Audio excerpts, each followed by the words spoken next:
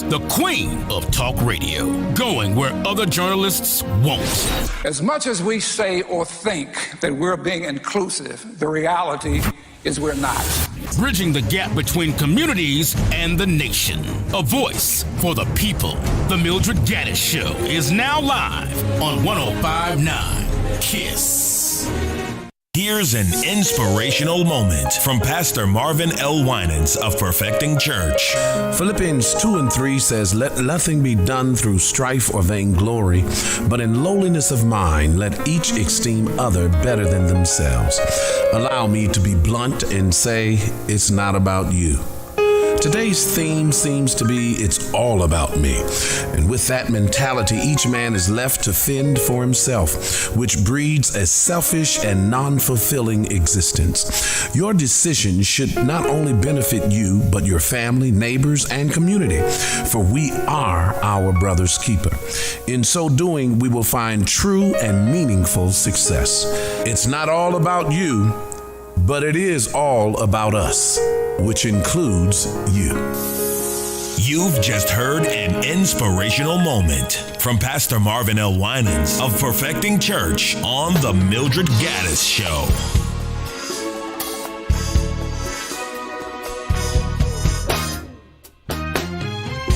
I still believe in marriages made in heaven, and that love will conquer all. I've been hurt, but not deceived. Regardless to what has happened, I still believe. Still believe.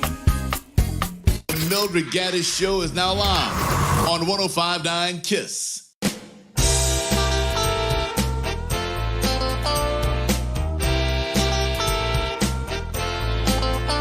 Welcome back to the Mildred Gaddis Show. You know, no cities or communities can be strong without institutions within those cities that help make the city stronger.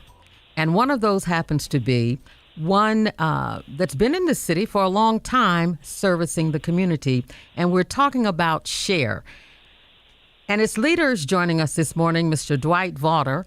How are you this morning, and welcome to the show? Hey, Mildred. Good morning to you. How you doing? I'm doing quite well. I want you to share with our listeners the services that SHAR provides. And I want to thank you for the opportunity to talk about SHAR. Many people know about SHAR and know us as SHAR House. We've been around since 1969, which is 2 years after the Detroit riot. We've been here providing services to the citizens of Detroit. I often talk about the disadvantaged citizens of Detroit. Our service mainly talks about substance use and mental health services. We provide withdrawal management, which is better known as detox, residential and outpatient programs for men and women. We have housing programs and all the medication-assisted treatment programs, medication-assisted treatment. What's happening now in our country, last year was over 108,000 overdoses relating to opioid addictions, relating to painkillers, opiates, and other synthetic medications such as fentanyl. We provide services for that also, being in medication-assisted treatment to help people to overcome the horrors of addiction and live a more productive life. Now, what I'd like to do, interrupt you there for a moment. Yes. What is it about this moment in time in terms of the volumes of people getting addicted to these drugs? You mentioned, is it fentanyl? Fentanyl? Yes. Do you know, over the years, addiction has increased over the years. It has really mutated. Years ago, people talked about addiction and they thought it was just mainly for poor people. Now it has migrated to all classes of our society. Everyone is prone to become addicted. So many people become addicted because of medical problems, the painkillers prescribed by the physicians. and that has caused many people to become addicted. We have an older population also. As people get older, things happen, be it back problems, surgeries, and what have you, and many times they are prescribed medications that removes the pain, and also it removes the inhibitions, and it makes them feel good. Anything that can make a person feel good, they are prone to becoming addicted to it. And that's what's happening in our society. The synthetic medications, fentanyl and other synthetic medications is happening. A couple of years ago, people heard a lot about a lot of the designer drugs, the K2 and the other drugs is out here in the community. We have medical marijuana and the recreational marijuana all throughout the city and the state. People are using and abusing many of those drugs. And of course, we have alcohol, which is the granddaddy of them all. That has never went away. So if you add all this together, we have a perfect storm for addiction, which keeps people from being the best they can be. And SHARE has been determined over the years to try to remove all these barriers and help people to become the best they can be. We often talk about when people come to us, we do the best we can to help them. But many times, many people, especially in our community, will not seek treatment because of the stigma. We have also started another program called Echo Detroit, which is an outreach program where we go out into the community and try to educate people about addiction. We're here to help people with a wide variety of problems.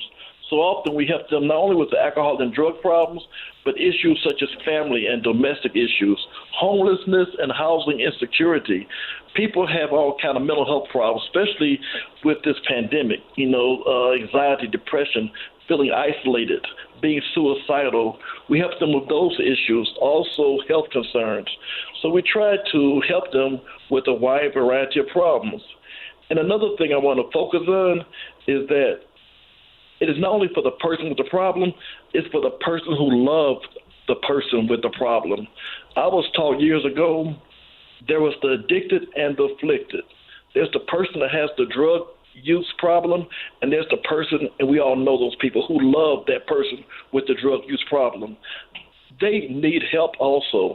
So we're here to help them to get on their feet and how to help their loved ones. I think that's very important also. A lot of people tend not to see drug addiction as an illness. Yes. They ostracize those who are users, those who are ill.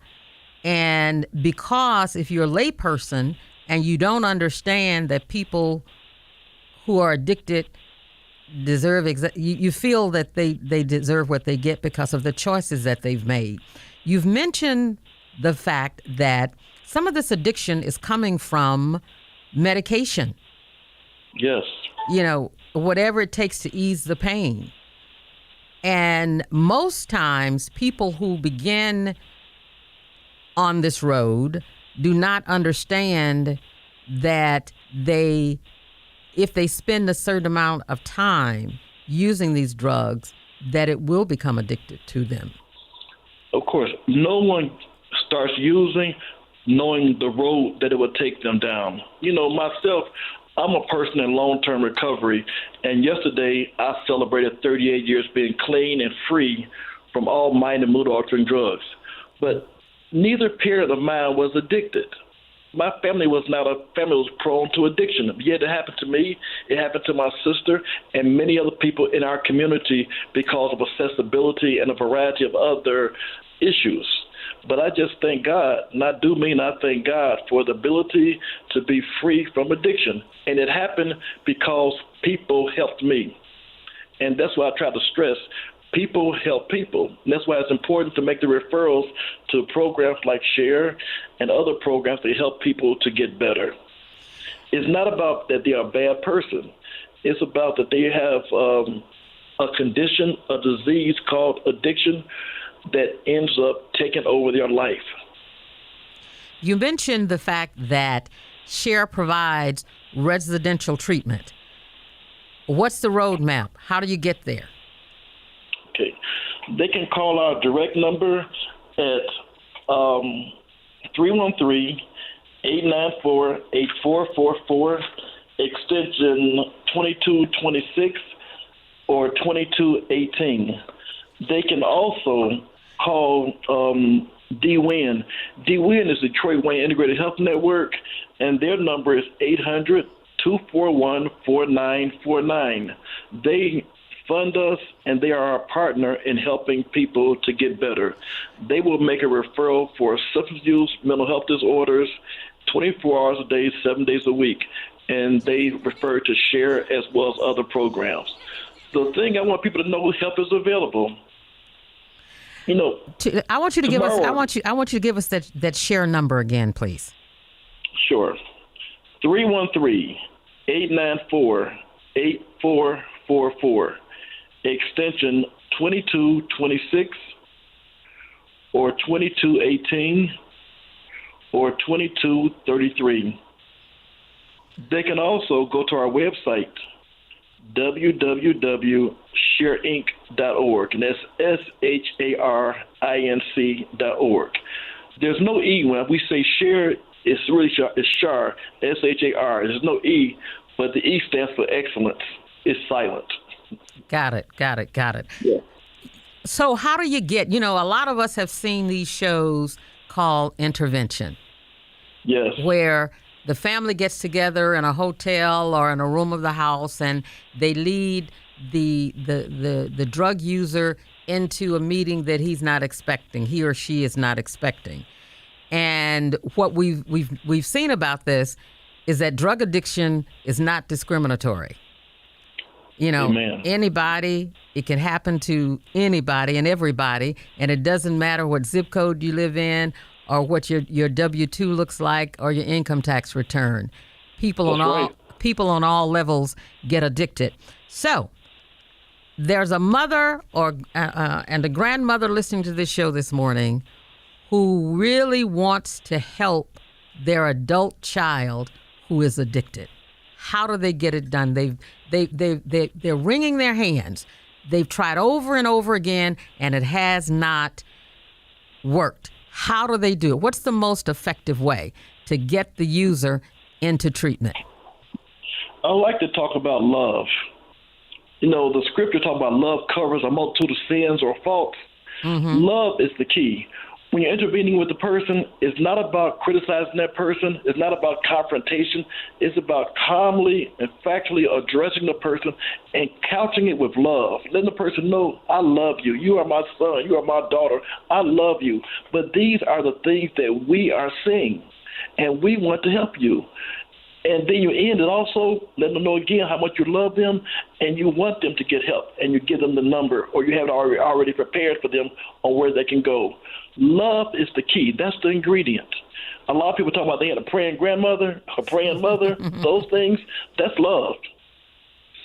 Letting them know that I love you, but you got to get help.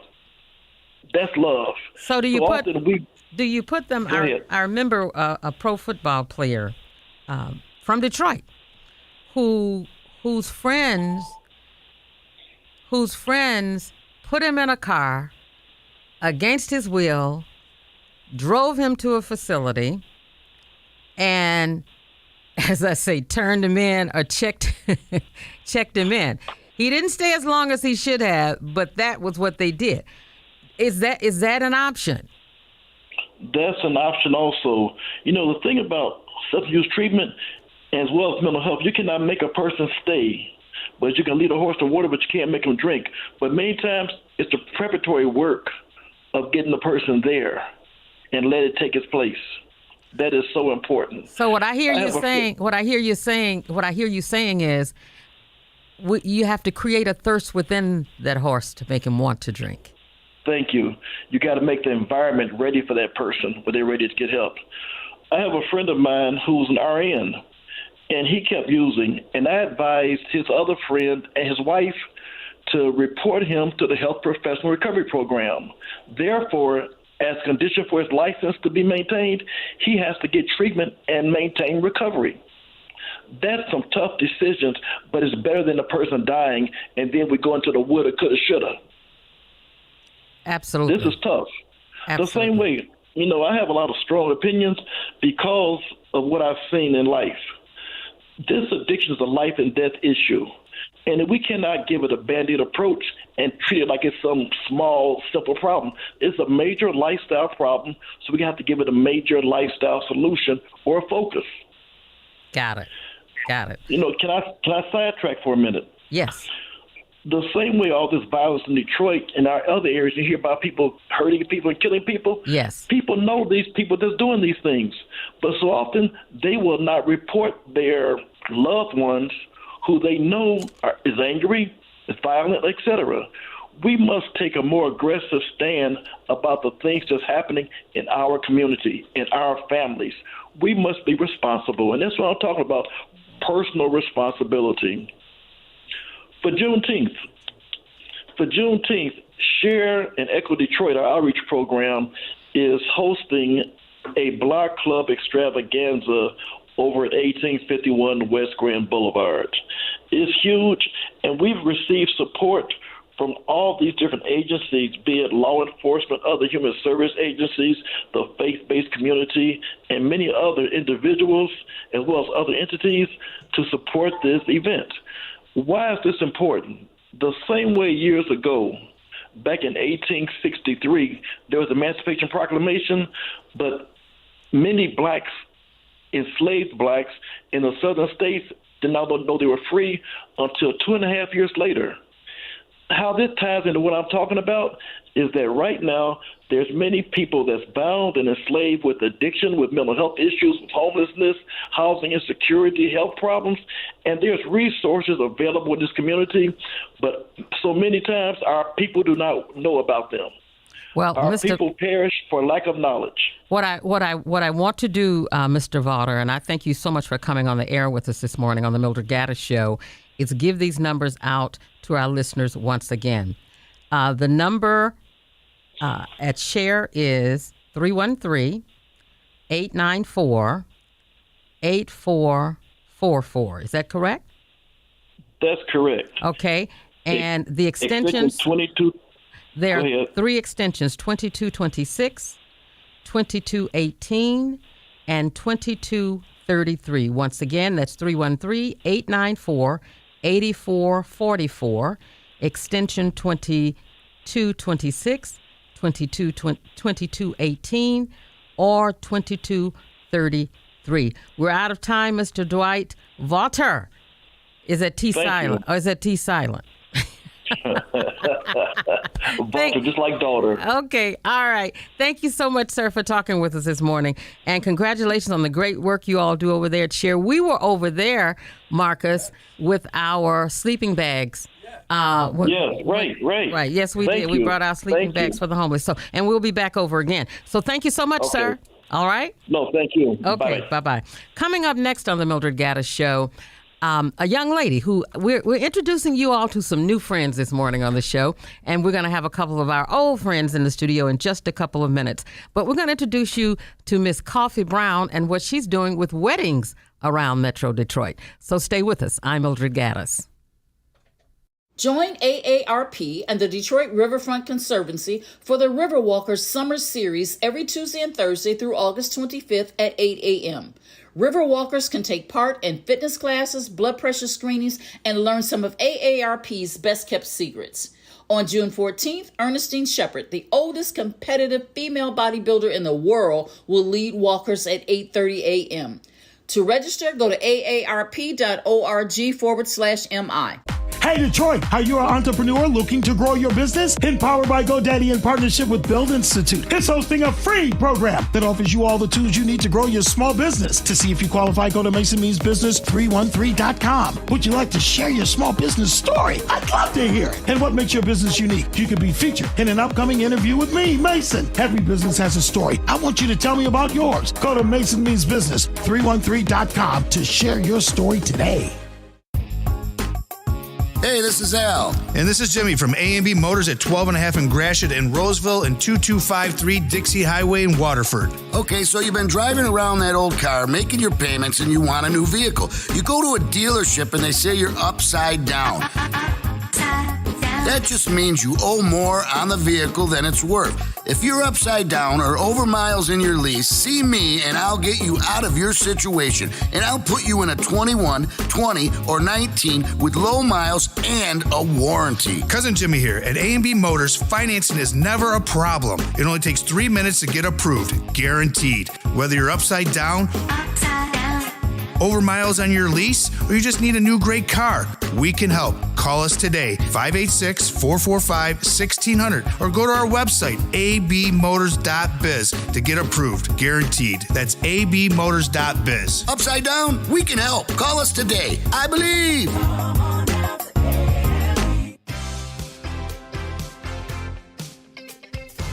Hey, Dad? Cool if I change this? They may not get each other's music, but they can both get a COVID-19 booster shot. Because the CDC recommends booster shots for people 12 years and older after completion of a primary series. Schedule an appointment as soon as you are eligible. Sponsored by BioNTech and Pfizer. I always wanted to learn Spanish, but I never thought I'd have the time. Then I discovered Babbel. Babbel's lessons are fun. They only take like 10 or 15 minutes, and in 3 weeks, presto, you're speaking another language, like magic. I love that Babbel's lessons aren't just robots talking. They're voiced by native speakers, so you get the pronunciation just right. If you want to learn a language, there's no faster, easier, better way than Babbel. Babbel. Babbel. Go to babbel.com to try for free. That's BABBEL.com. Babbel.com. At Lowe's, every pro is an MVP to us. It doesn't matter how big or small your business is. If you're a plumber, roofer, electrician, or remodeler, your business earns back when you spend, gets exclusive offers, and paint rewards. It all adds up to help drive your business. Join Lowe's MVP's Pro Rewards and Partnership Program today. Minimum purchase required. Earnings and paint rewards awarded as Lowe's e-gift cards. Exclusions, restrictions, and more terms apply. Valid through 12/31/22. See Lowes.com/L/Pro Loyalty terms. Subject to change. U.S. only. By now, you know that sound. It's the sound of the Home Depot. But what about those sounds? Those are the sounds of a new laundry set that provides a powerful yet gentle clean in less time, making this the sound of savings on top brand appliances. The Home Depot. How doers get more done. Get up to 25% off plus $750 instant savings on select appliances. Valid June 22nd through July 13th, U.S. only. Gas dryer extra. See store for details. The Charles H. Wright Museum of African American History presents the 39th Annual African World Festival, returning to Hart Plaza, July 15th through the 17th. Join us for the D's biggest weekend celebration of African culture with 2 stages, a waterfront lounge, and more than 125 food and marketplace vendors. There will be activities and games for the kids, plus the Elder Village with health demos and screenings. AWF has something for the entire family. Members of the Wright Museum get free admission to the AWF all weekend. So get your family, individual, or senior membership today by visiting theright.org. The 39th Annual African World Festival, back in Hart Plaza, July 15th through the 17th. Keep listening to 105.9 KISS FM for your chance to win an annual membership or get an individual, family, senior, or student membership today at theright.org. Part of the KISS FM Summer of Soul event series. See you there. And now, back to the Mildred Gaddis Show on 105.9 KISS. Welcome back to the Mildred Gaddis Show. Before that break, I told you all that we were going to be checking in because I know this is June and it's summertime and there are going to be a lot of weddings. And then there are also going to be last-minute weddings. Somebody popped the question. It was totally unexpected. She didn't believe he was going through with it, so she said, let's get to that chapel right now. Coffee Brown of Brides or Grooms. What's going on, lady? And tell us what you had. Okay, so you are absolutely right. People are not waiting a year to 2 years to get married anymore since COVID happened. Now people are proposing on Tuesday and getting married by Friday. So I started a company called Brides or Grooms during the pandemic so that I could be accommodating to the couples who are like, you know what, I just want to get married right now. You can do that in Vegas, but you can't do it in Detroit. But now we're making it possible in Detroit. Now, where does this take place, or is it a traveling entity, enterprise? So I do a lot of weddings with Vintage Garden Wedding Chapels. They keep me pretty busy, but I also can accommodate you if you have a hall that you want to get married at. I've married a few people right out at Belle Isle at the Flower Garden. So wherever you want me to be, I can come to you and do your nuptials. Miss Wedding Official. Now, what has been some of the most interesting experiences? As far as marrying people, some of the most outrageous weddings. Yes. I think someone calling me on a Tuesday and probably telling me that they needed to get married the next day and they already had the marriage license and they were just ready to go. Really? Now, yeah. Are there places around, just in case somebody's listening, where you don't have to book some gardens? Let's just say you it's just you and your groom or you and your bride and a few people, and you decide at the spur of the moment, let's do this and let's do it now. Can you go to Belle Isle and stand in front of some flowers? Can you go to another park and stand in front of some flowers? Listen, Mildred, I've had people that have not planned anything at any of these places, and this is what they do. It's like a pop-up wedding. They'll call and say, look, we got the wedding license. We're ready to get married. We're going to meet out at Belle Isle right in front of the water, and we're just going to do it. And if somebody puts us out, then we'll have to go. So we go, we make everything really quick so that we don't get kicked out, and we make it happen. Wow. So, and that's what they do in Vegas. Detroit is probably one of the only cities that we don't do that. So I want to be able to make that possible. If you call me at 2:00 in the morning and you have a license and you're ready to get married, I want to be able to come to you wherever you are. That's awesome. Now, where do people go to get in touch with Coffee Brown Brides or Grooms? So you can go to my Instagram page, which is Brides or Grooms, and that's on Instagram. Or you can call me on my phone at 248-506-4121. And one of the great things that I am getting ready to do, Mildred, I'm going to do a big free wedding. It's going to be the biggest wedding in the city of Detroit. I'm going to marry 50 couples for free. I'm going to team up with the city of Detroit. We're going to make this happen, and it's going to be a big event. And that's coming soon, so I have more details for you on that. Get out of here. Yeah. Get out of here. 50 couples. So we're gonna create a record with that one. Oh, yes, you are. So I can see it. But I can see some water around it, too. I'm just saying. That's what everyone says. It has to be done at Belle Isle. That's where I'm going with this thing. 50 couples. That's wow. And we'll talk again when you'll tell us what the process is so that you can be the winner of that free wedding. Yes? Yes, we will. Yeah. So I met Coffee via radio, the radio business. And of all the things, what made you want to pursue being, in addition to the other things you're doing, officiating weddings? So I've done so many things. Like I've done PR all from being a part of radio. I started off doing the morning show and then doing promotions and doing events for football players and other athletes. And the one thing that I've always loved, that's always been in the back of my head, I've had a huge love for weddings. Like I've always helped people put their weddings together. People have called me at the last minute, like, hey, I'm trying to put this wedding together, but I don't know where to do it. And it's always been something I love. And I said, how cool would it be to be a radio personality that transitioned into doing weddings, like a celebrity wedding officiant that's on the radio?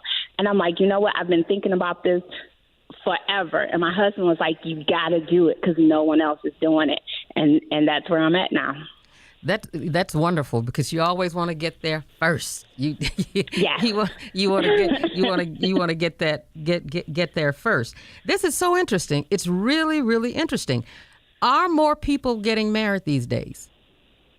You have people, yes, there are more people getting married these days, but like I said, no one is waiting forever. When the pandemic happened, people had to put their weddings on hold. People lost deposits for halls that may have went out of business or places that they had their weddings planned at. So now people are like, you know what, I'm not waiting the 2 years that we used to wait to plan this whole thing out. I have not seen a wedding yet that the wedding has been put off for a year or 2 years from now. It's like instantly we're engaged and we're getting married. And another cool thing that people are doing now, they're getting married in the metaverse. So for people who can't be there live, you can watch them in the metaverse get married while they're somewhere else actually getting married in real time. Especially for grandparents and relatives who can't get there, especially get there overnight if they've just decided that that's what they wanted to do. A lot of places were allowing people to get married on Zoom during the pandemic. So weddings are totally different now from what we remember growing up. Now, I've got to ask you this, and I certainly mean no disrespect by asking it. Do people take the weddings as serious as they did when they were meeting at a church or meeting at a venue and, they had all of this stuff? Do they seem to have the same momentum? I guess that's the word I should use. Yes, I just officiated a wedding last week where the groom cried while he was doing his vows. The couple actually wrote their vows. They were a young couple in their 20s. They actually met on one of the relationship apps. He lived in New York. She lived here. They dated for 3 years. And when the doors opened and she came through the doors, he started crying. But once he started doing his vows, he couldn't stop. Not the bride, the groom. I think they're taking them more serious now because, like I said, we went through the pandemic. People didn't know how much time we had left or what would happen or if a family member would get sick. So now people are taking it more serious, I think, because they want to commit to that person that they're with. And then I'll find, too, that there are people getting married now. There might be a family member that's sick that they want to see them get married before that family member passes. Incredible. Once again, folk, I want to give this number to you. It is to Brides or Grooms with Coffee Brown, 248-506-4121, 248-506-4121. And Coffee Brown, you can tell them where they find you on Instagram. Yep, you can find me on Instagram at Brides or Groom, and you can also go to the Wedding Wire and find me on there, theweddingwire.com. Well, I just want you to know I'm wishing you massive success with this. I think it's cute. I think it's awesome. And a lot of people would say it cuts out all the red tape and all the money you don't need to spend. So these fees go from what? Because I know the listeners want to know this. Your fees goes from what to what? What's the fees frame? Can start anywhere from $100 to just a couple and go all the way up. It just depends on if I have to travel somewhere or if we're doing it here or where we're doing it at, how many people are at the wedding. So once you call me, I can give you all those details. And I have to say this to you too, Mildred. I have to say thank you so much for giving me this opportunity because I'm a huge fan of yours. And when I told you what I was doing, you were a huge support and you gave me some of the greatest ideas that I've gotten from people. So I just want to say I appreciate you. I want to give you your roses and tell you people love you here in Detroit. Well, thank you so much. I love you and I want to see you win. I want to see you win. Know that. Okay? Thank you. All right. We'll be talking with you soon. And, you got to let us know when the 50 weddings take place. So the 50 weddings is going to take place this year. It's going to be in September. Okay. And if you follow me on Instagram, I'll have more details on there. And we're also going to do a huge press release for that. Good. Let me know so that we can let our listeners know that 50 couples, that should be awesome. All right, my dear Coffee Brown, much, massive success to you, okay? All right. Thank you so much. Okay. Bye-bye. Coming up next on the Mildred Gaddis Show, it's been a while since Cornell, Jermain, and Kesha Sims have joined us here. You know, the designer and the image consultant, and we're getting ready to have some fun. So don't go away. You're listening to the Mildred Gaddis Show. Do you remember the Cool Jazz Festival?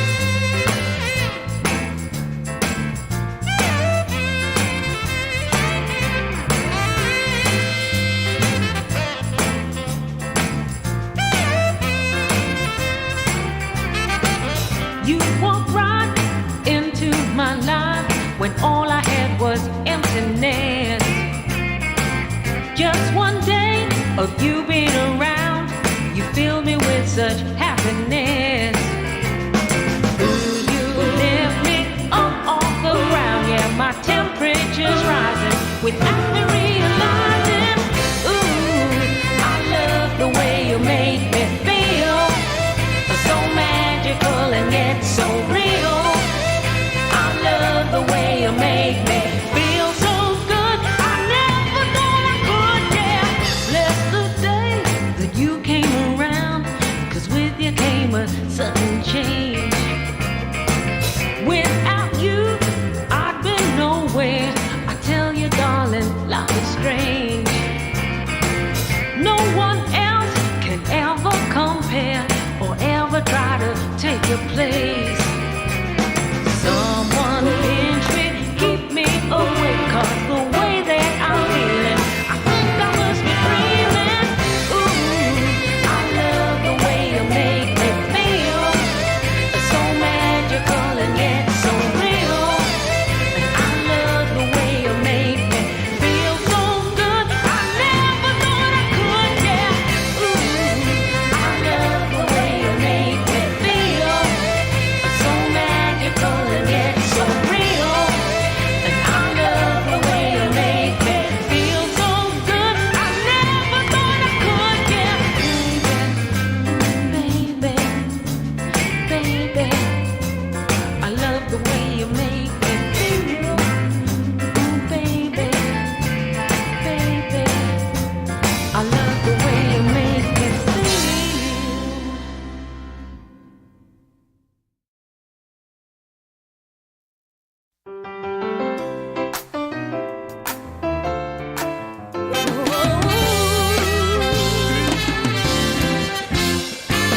I've searched around the world, and here I am, a lonely girl. Hard to believe that love has passed me by. That's not the way I planned it. What can I do? What can I say? There's nothing new, just another day. Still there's a feeling something might appear. Yes, it's here, I find love, and it's not too late. I found love that was worth the wait. Darling, it's true, 'cause I found love with you. Just think that only yesterday, chance for love seemed far away. All that's changed, it's all because of you. You make it so much better. I feel so sure I tell you this. I found love in our first kiss. This is the way I knew that it would be. Can't you see? I found it just in time.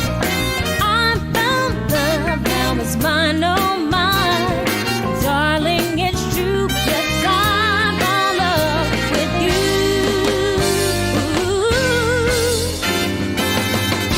I tried to sing, only I had no song. My life was lonely till you came along. This is the ending I hope I would see. Me loving you, darling, you love. Compelling talk you can count on. The Mildred Gaddis Show is back on 105.9 KISS. Welcome back to the Mildred Gaddis Show. I am so excited. I told you all going into this last break that two of my favorite people on the planet are here. And when they've joined us, we have not been in the studio together in 2.5 years. 2.5 years. And I'm so excited to welcome our very own Miss Fashion Designer, Miss Vogue Cover Designer. You know, I talk about you all the time. Designer, Miss Kesha Sims. How are you this morning, my darling? Hello, Miss Mildred. I am wonderful, elated to be here after 2.5 years. I know. I'm so happy to see you. We made it through. Oh, Lord, yes. Thank you, Jesus. Thank you. Cornell, Jermain, Mr. Image Consultant. Yes, ma'am. It's good to be here back in the studio with good friends, good company. Look, we haven't ate and chewed together in a long time, so you owe us lunch, too. Look, remember last time we were supposed to get together for all and you that. know what? We're going to set that date today. We really are. I was thinking this morning, I was getting ready to come in, and I said, I need to take them to lunch or dinner. We got to get together. Yes, listen, it's been 2.5 years. 2.5 years. And as they used to say back in the day, and we made it through. And we made it through. Yes, ma'am. Kesha Sims, our extraordinaire, and when it comes to fashion designing, Miss Vogue Paris cover. I'm so happy to see you. I am elated to see you, Miss Mildred. And wow, those titles are very surreal. No, you deserve it. You deserve it. You're the one. You are the one. We have been blessed to do what we do and have been smiled upon with our fashion house. So I'm excited. It all stemmed from right here. Fashion Forward Fridays. We've got to do something, right? We've got to do something. And Mr. Jermain has been so techie. Yes, ma'am. All over the place. Somebody called me telling me they saw you online and you were doing this and I said, a podcast? What is he doing?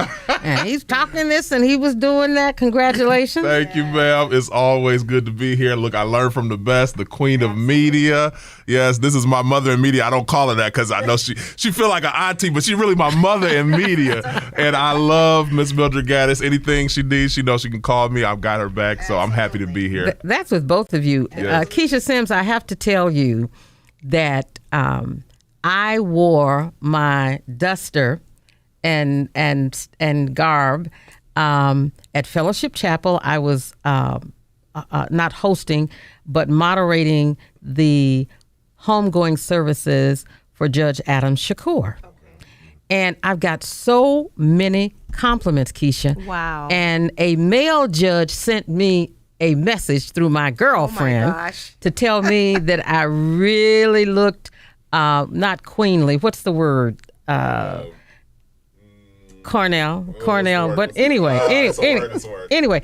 Royal, right? Thank you. That's exactly what he said. Wow, that's and quite a so, compliment. I'm going home soon to my 50th year high school class reunion. I know I don't look it. Absolutely not. I know I don't look it. Okay. Absolutely not. I thought you were going to say birthday. Look, and I told her she's so streamlined. Look, I'm like, Mildred looks good. Amazing. We wanted her secret. Yes. Just keep aging.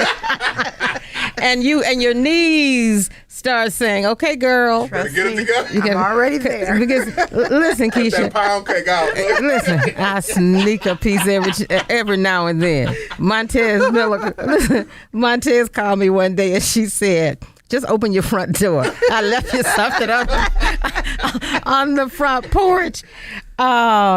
It's a good time. It's a really, really, really good time.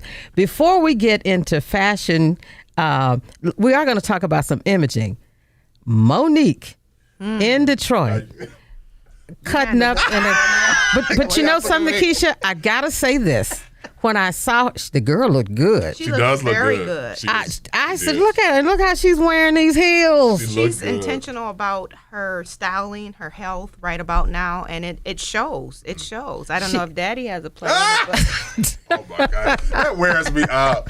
I can't. Listen. You know what DL said? You can't call him Daddy if you're paying for it. That's more like a son. But you know what? This whole thing with Monique and DL, first of all, I'm like, why is she combating DL? This is an issue for the promoter. Not if they all both had the same contract and was told the same thing, you don't have to go after him. But that really reinforced what I thought back in the day when she was going after Tyler and Oprah. She really likes to just stir up controversy to stay relevant. That's what it feels like to me. Well, you know what? The controversy before this one cost her so much financially. Yeah. You would think that she would have learned her lesson. Now, we all know 50 Cent came out and said, I got her. Yeah. She's coming back. But even 50 Cent might say, you know, girl, now you went over there in Detroit, you got on stage. Siding with her. He's actually siding with her, and I'm a little on the fence with it because she's defending herself initially. It's a mode of defense, and it seems like when a strong black woman starts defending herself, she's sour or she's bitter. So, you know, I don't know. I would love to know the back end of all of this, the backstory, but I mean, to me, it sounds like she is defending herself, but against who? It shouldn't be against DL. He initially made the comment. It was him. True, that is true. He made the comment. So in defense, you know, she said what she said, and now we're attacking her for defending herself. Well, but okay. I think the issue, I just wanted to clean up her mouth. That too. Yeah. But here's the deal. And this is one of the reasons I'm not a huge social media fan, Cornell. Folk telling all their business to the world. You're telling the world that you married a man, you've got an open marriage, the homosexual issue you embrace. You send that person in to negotiate. He's never negotiated a ticket for anything. To go in and do negotiations for you on your behalf. He doesn't understand the industry. He's talking to them as if you are a Beyonce of status.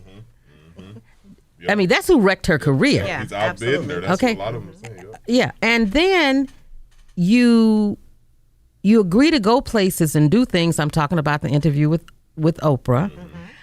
You know, at some point, you have to ask yourself, and all of us do, when things are going awry, what is my contribution to the madness? Accountability. We were just talking talking about that. Yeah. And you've got to be a brave individual to be able to look at your own stuff and own it. Yeah.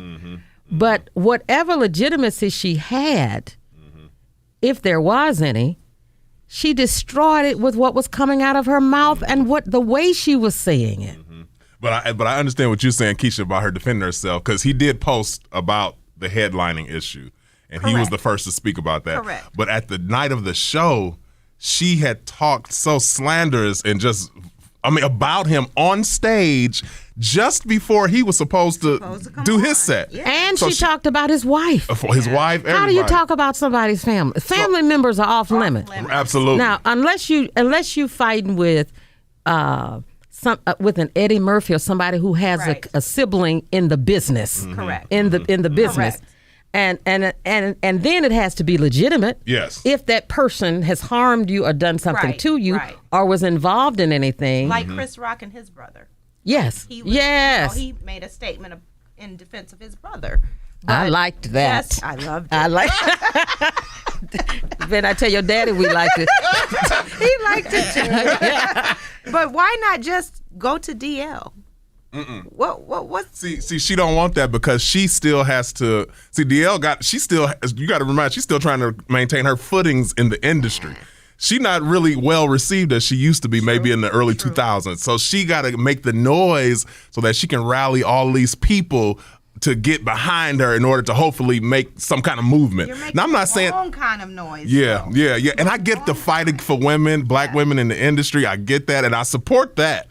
But a lot of the ways that she go about it is kind of contradictory. And I know some women in the industry would be like, don't include me in that. That's right. I'm not a part of that. Not the way you handle your business. That's right. But when it comes to what her performance on that stage here in Detroit, she said later in the live, and I listened to it because I wanted to just hear how she was. Now, first of all, she always in these lives with her husband. I'm like, why? With Daddy. I know he managed her, but why you sitting behind her always? And I ain't mad at the love, because that was people that say you ain't never being. Just in this section, she's a business. This is her business. This is your business. Get stand to the side. Let her talk to the people. She ain't got no problem speaking for herself. Absolutely. You know what I'm saying? But anyway, that's another subject. But she says that DL was going to get his ASS handed to him either way it went. So it wasn't really for her about the headlining issue. It was about how she felt about DL, maybe about some other things that happened. And I think it was gearing from some interview that she had where she was offended at how the co-host of his show, he wasn't even at the show when she was interviewing, asked him a question about, they played a game and asked him a versus question, and it's so vulgar, I don't even want to repeat it on air, especially on a Sunday. But she was offended by that. It was directed to her husband and it had to do with, relations, and would you rather him do this one with that or this, all that kind of stuff. Right. And she, I think, was offended by that and felt that DL didn't handle it properly. And I think she's been carrying this vengeance ever since. Absolutely. That's the nature of that business. Absolutely. Comedy, the dozens, all of that. That's the nature of that business. Now it comes with the keep in mind, see, I have never been a Monique fan. I just haven't. I remember when Monique was traveling the country telling fat women, stay fat and be happy. Okay. And when she sneaked, and she sneaked and got some. Remember when she got some reduction surgery or something, and she got very small. Remember that? Remember that? Yep. So she had convinced, and we all know that the best thing you can do for yourself if you want to live is be healthy as you can. And it doesn't mean you have to be thin, but you need to be healthy. But she was telling them, don't listen to nobody, And then I thought she betrayed him when she went and got this reduction stuff done, whatever she did. So what do you say to those women now that you've been telling them to stay that way and be happy that way?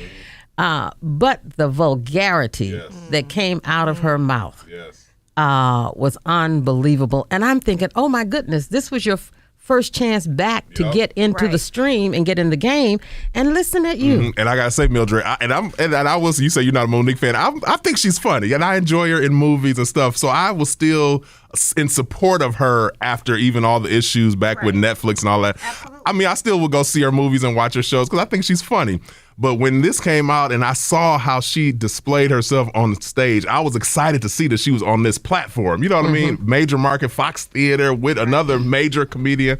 I was like, yeah, she coming back. And then I saw the clip. I said, it was no different to me than Will getting up and slapping Chris. It was no different. She just used her words. You know what I'm saying? And she makes this claim that because DL is saying, our people came to and paid tip money to laugh and enjoy the show, not hear your bitterness. You know what I'm saying? And she's saying, well, I got to stand an ovation when I enter the stage and when I exit. So in other words, they didn't have a problem with what I said. You know what I mean? Well, on Facebook they did. Yeah. On Facebook they did. It was an issue. They thought that she lacked class. I read a lot of the comments, and I heard a lot of the comments. This is kind of funny, and I know DL must have laughed at it as well.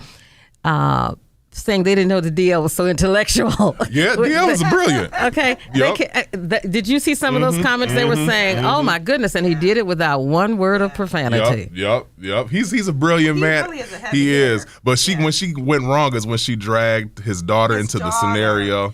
She's trying to defame him and ruin his character. It's a private issue. That is very private. But she don't care because she's trying to prove that he is not in support of black women. And how can he say he this and that when he didn't even cover his daughter? That's something that was low. You're toxic to get that. And I think that's the whole point. She's toxic and she'll use any avenue. Because my thing is why you didn't read the promoter. You know what I mean? If the issue was with the headlining piece, which it obviously wasn't, because if the contract you had was correct, you would have been the headliner. Exactly. Period. You know what I'm saying? Because you legally now can go after them if your contract says I'm supposed to headline and DL didn't, because she claims he didn't have a contract. It's all this. It's just. Well, she produced one that said headliner on it. She did. Now, I don't know who did that contract. Right. Because we can go line and create, but I don't know. Well, you know something? Kesha mentioned this, and I think she's correct. Because she's so toxic, people are going to run when they see her coming. People in the industry. What she did on stage is she legitimized people not wanting to deal with her. Right.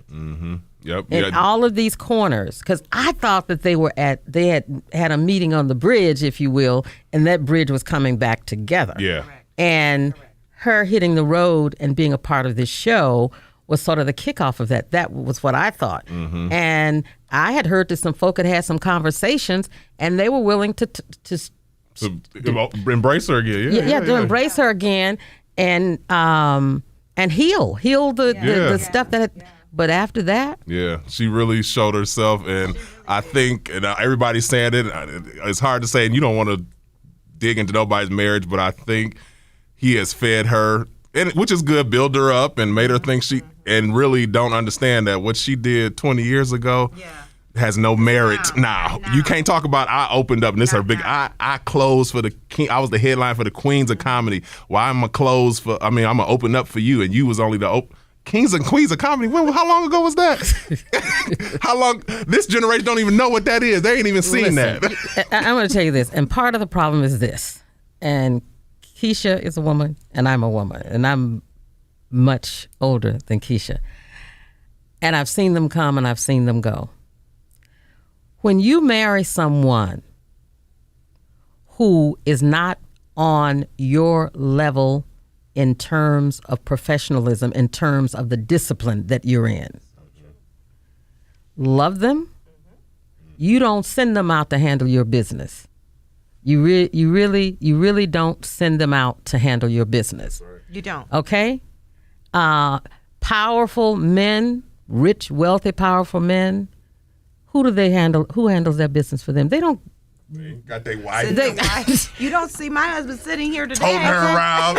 Because everybody does what they do. What they do. Yep. That wasn't, I don't know, what did that boy ever do before he married her? I don't know. I only came to learn of him when she had her talk show. And I'm not sure if that's around the time they got married. That was back maybe 2008, 2009. And he just popped up on the scene. Yeah. And he was her manager. But she claimed. Manager, executive producer, something like that. Yeah, but I think they were friends prior. And the friendship grew into this, relationship. She should have, and here's what some of them do.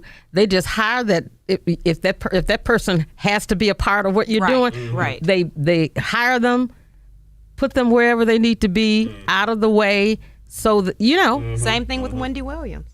Oh, yeah. Same don't exact. talk about Wendy. I'm so sad, Mildred. It's the end of an era. Wendy's you don't going think off. she's ever coming back? I do. I kind of got a good mind. Let me just to say tell you this. she will. Here's the other thing. If you have any control, you should always want to control who holds your show while you are away. That's true. Because Sherry Shepherd stepped on that. Baby, and she winning. She about to take it. Now, I don't know. They love her. I think they're gonna. She's doing a great job with it. Which, to my surprise. Yeah. To my surprise, because I would hear her on the Tom Joyner show, and there was no fun there. But now that she's sitting and she's doing a fantastic job. She's doing a great job. Okay, we're gonna come back and we're gonna get to fashions. Okay. But we're gonna talk about Wendy too before we go there, right? Okay. All right. Because I want to know the update. What's up? Okay. You're listening to the Mildred Gaddis Show. It's a kiss. You can say it, baby. You're headed out the door. It's all just a game. You just couldn't own the show.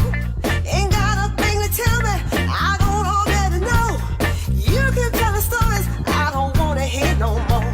I know that you ain't blind, but baby, you can't see. I got news for you, baby. You're still in love with me.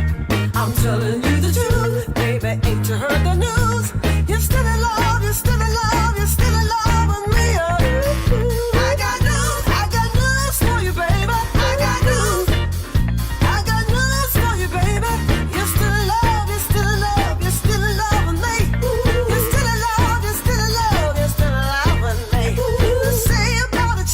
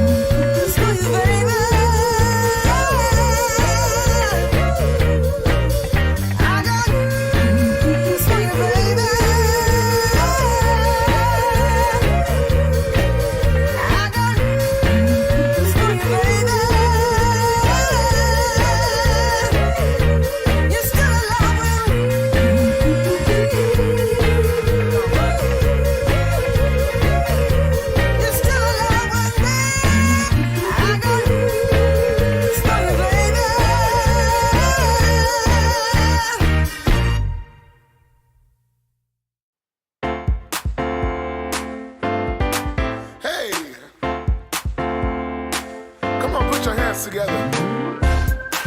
It's okay to dance. Come on, say. We worship you, Almighty God. We worship you forever and ever. We worship you, Almighty God. Amen, amen, amen. When we are weak, you give us strength. You give us strength forever and ever. When we are weak, you give us strength. Amen, amen, amen. We say amen. Amen, amen, amen. And it is so. Amen, amen, amen. Amen. Amen, amen, amen. Yeah. Amen, amen, amen. You bring us peace. You bring us peace. Almighty God, you bring us peace. Forever. Forever and ever, you bring us peace. Almighty God. Almighty God. Amen. Amen, amen, amen. Yeah. You sent your one and only Son to lift us up to heaven, to heaven. You sent your one and only Son. Amen. Amen, amen, amen. Power, power, glory, glory. Praise the Lord, praise the Lord. Blessings, blessings, mercy, mercy. Praise the Lord. Come on, you gotta praise the Lord. We worship you, Almighty God. Worship you. We worship you. Groove Station. And now, back to the Mildred Gaddis Show on 105.9 KISS. Welcome back to the Mildred Gaddis Show. You know, I've always said that the best discussions on my show come between commercial breaks when we're off when we're off the air. Boy, if you all could hear the discussion we've just had. Kesha Sims and Cornell Jermain here with me. Now, the image maker, image consultant, and our fashion designer, Miss Kesha Sims. Yes, yes. So, what's up with Wendy? Well, Wendy, you know the show has been canceled, so its the last show for the entire Wendy Williams franchise is going to be June 17th, 2022, and they're going to give a show now to Sherry Shepherd. They're not saying whether it's going to be the same format or the time frame, but essentially Wendy's show is over. I'm hopeful though, because I'm a Wendy fan. I know she rubs people the wrong way, and I don't necessarily get with all the stuff that she do, but she is entertaining. Okay, you cannot say that she's not entertaining, and she has started. She is the forerunner, I think, for an era in media, because people weren't speaking like freely and candidly about stuff before she came on. You the know scene. what's interesting about Wendy Williams is, and I hope you all can find some pictures when she was just doing New York radio. She looked totally different. She looked totally different. She was really a great radio talent. She didn't make it in Detroit. Detroit did not like her. Do you remember that, Cornell? I didn't know she. No, I didn't know. She was on 105. 105.9? Yeah, she was. She was on 105.9. Okay. Yeah, and she didn't Wendy Williams and Ricky Smiley did not soar in Detroit. Okay. So before that was when she got her syndicated radio show. Then she went into television, and I wasn't getting it. I just wasn't getting it. And the bigger those breasts got, when you couldn't see her face at times, okay. And then she like Monique would do the husband thing. One radio station in New York banned her husband from the station for allegedly harassing female workers at the radio station. His name Kevin?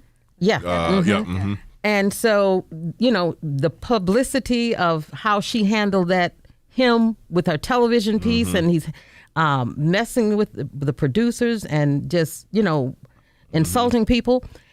But I think she can come back. I think she can too. And I honestly feel think like she can come back. She might be working on something. You know, I think this issue with Wells Fargo and her funds being tied up has probably kept her focused on trying to. Here's what I want to know. How does a bank say that you're not mentally stable enough to have your own money?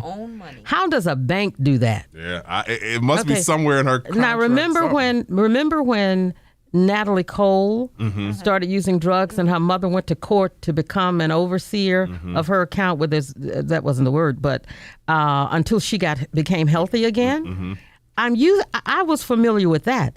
But the bank is saying you're not mentally stable enough to handle your own money.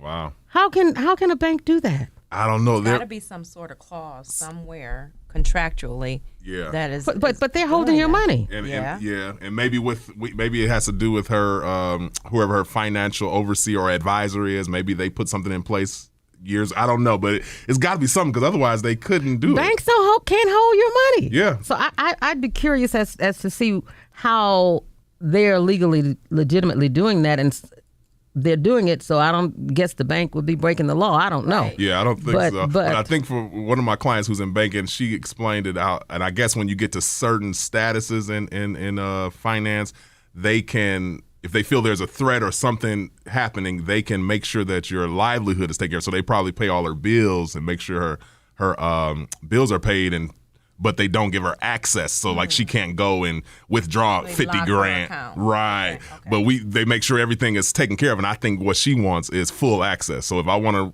withdraw $100,000, I can just do it without any question.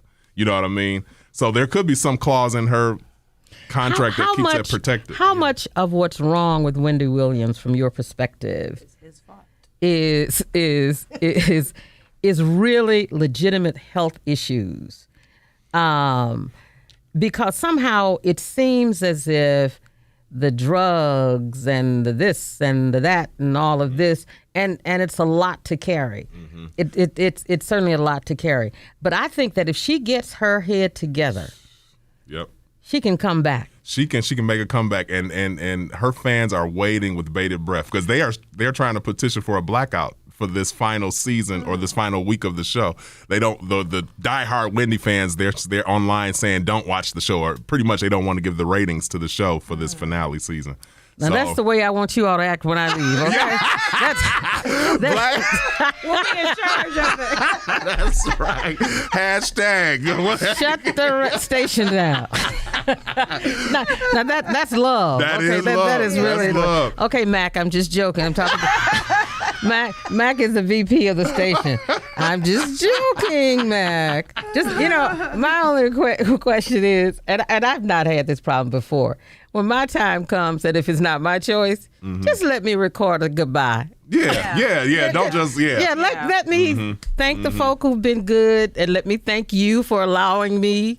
But don't just, Tom Joyner woke up one Monday morning, headed to work in Dallas. They had taken him off the air over the weekend. Oh, my God. And he didn't get to say goodbye to the audience there in Dallas. Because you remember when he was the real fly jock, and everybody said, how's he going to keep this up? And this was before syndication was syndication. He was doing the mornings in Chicago, get on a plane, fly to Dallas, did the afternoon 3 to 7, fly back to Chicago for the morning show. And that was before jocks were recording their shows too, right? And so he said that Dallas had been so good to him, and it had. He had those two shows skyrocketed him to the syndication deal that he had for so many years, and he never got to say goodbye and thank you to the audience. So. We ain't gonna let that happen too. Okay. We ain't gonna let that happen. So anyway, I think she can come back. Cause keep in mind, her show has tremendous crossover appeal. Absolutely. White folks love her, black folks love her, all kind of people love Wendy Williams. And I think she can, because she's crazy. I never say what I mean when I say she's crazy. Aretha told her, did you see that interview she did with Aretha Franklin? I did. See that one. You ever seen that? It's like getting slapped around because Aretha told her there was something she wasn't going to talk about, and don't ask her that question anymore. She tried it. She didn't know Aretha. She tried it. She's like, I'm sorry, Miss Franklin. Riri came out. I'm like, Riri went Detroit on her. I said, oh no, she didn't. And Aretha was one of those women who could tell you to go to hell and make you look forward to the trip. And she never raises her voice. She never raised her voice when she stayed, just as sassy and whatever. And so you stayed out of that zone, but Wendy didn't know about that zone, did she? But she was so used to pushing it, so she was going to try it a little bit, but she quickly got herself together. I saw that interview. But I'm really hopeful that Wendy can make a comeback. I'm not knocking Sherry because it's been this whole versus thing since this whole issue has been. I want Sherry to thrive too, but I really think Wendy has a space in media. And I mean, she does. And she still has a great number of years of talent within her. And, that's one of the worst things. It's like seeing a guy who's the best quarterback ever walking off the field before his career should have ended. So you kind of want that to happen for her and just soar. And that East Coast flavor and appeal she has. I don't think there's anybody on television with that right now. So there's room for her in that market. I just think she needs to heal and get herself together because she's like many of us in this pandemic has suffered a lot. Just before the pandemic, her husband, because she had a whole movie about that. Husband, divorce, and all that stuff. Then the pandemic. Then her mom died during the pandemic. Oh, I didn't know that. And when she spoke about it, it really and I'll pull up the clip if I can during the break. But it made you feel uncomfortable. So almost as if she didn't want to be vulnerable. So she may not be that well at, or maybe don't have the space to express that emotion if it's not funny or you know what I mean. She kind of keep it to herself. But she made you really feel uncomfortable talking about it. So she may be still harboring a lot of those emotions from all of that. There really has been so much, and I'll tell anybody this. It's one thing for your man to mess over you, and your family and your friends know it. That's one thing. But when that happens, take your money, buy another woman a house. But when that happens, it is exposed, and the world gets to. Entire world. And then that's a whole different ball game because your friends and your family will take care of you and nurture you through this pain, but only that cluster of individuals know about it. It's like Hillary Clinton. When you get embarrassed like that and hurt on a public platform, it changes you. It really does. And some people go in different directions. Some get high. Some go shopping and spend every penny in the bank, and some go into a state of depression. That's why I think her major high will be her comeback.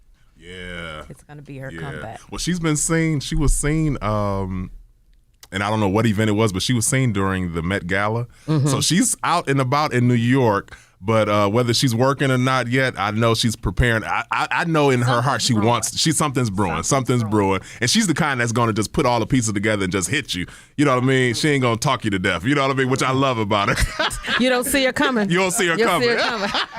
So I'm rooting for her. Well, that's the best way to hit. That's it. I love it. But I'm rooting for her, and I'm hoping that Sherry does well as well. But it's definitely sad to see the show go. True. It's definitely sad to see the show go. I hope she did a great contract because she has made that show has made a ton of money. It has really made a ton of money. Coming up next, we've done that. I'm not going to ask you about Nene. Who is Nene? Leaks. What happened to Nene? Now y'all got to tell me. We got to talk about that. No, I was just asking. I thought maybe you knew what was going on. I mean, she's been out with some young guy. Who they claim is another woman's husband. Oh, wow. Okay, well, we're gonna look into that. I ain't seen Nene since Nene hasn't been on the Housewives. I don't really pay too much attention to her unless I see a real big headline. So I haven't really. I'm gonna research that and find out what's going on. All right. Listen, the season's changing. Yes. And women are taking off their clothes. They take summer. Not just women, Mildred. Sad to say. Hoochie daddy. We just gonna leave it at that. Really? I gotta show you during the break. Shorts. But anyway, we're gonna talk about what's going on with fashions now, and Kesha's gonna give us some ideas of some of the things we should and should not be doing. After this break. All right. We'll be back. Yes. Let Mildred. It's a Kiss FM Summer of Soul Pick Your Pair winning weekend. The Kiss FM Summer of Soul concert series continues. And this weekend, you get to pick your pair of tickets to one of our sizzling summer shows at Michigan Lottery Amphitheater. Want to go to the Kiss Block Party 4th of July weekend? Starring Drew Hill, Next, Tony, and Genuine.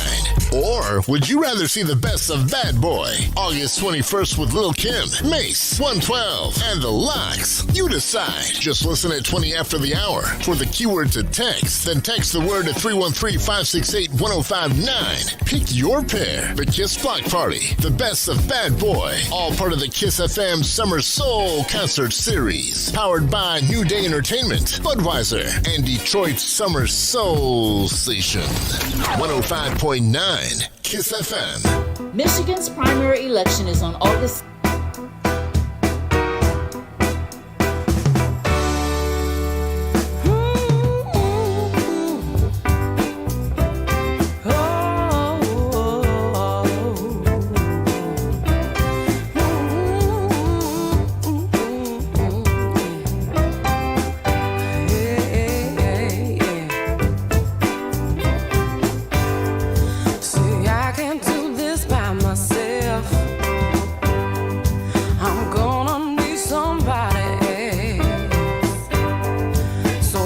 Out to my fellow man, saying, brother, help me if you can. We're better together. We're better together. We're better together. Yeah. Ooh, we're better together. When hard times strike, strike us all. If I'm just one, I'm gonna fall. We're trying to make us start again. Moving forward with my friends. We're better together. We're better together. We're better together.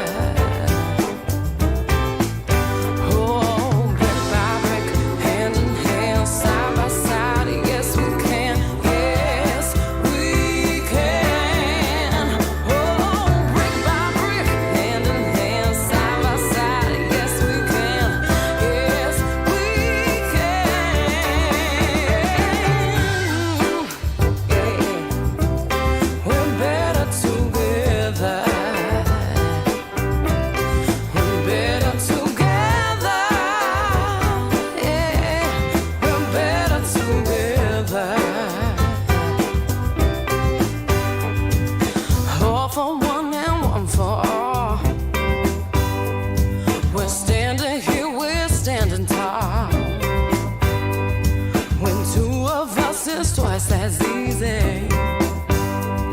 We can do anything we want, believe me. We're better together. We're better together.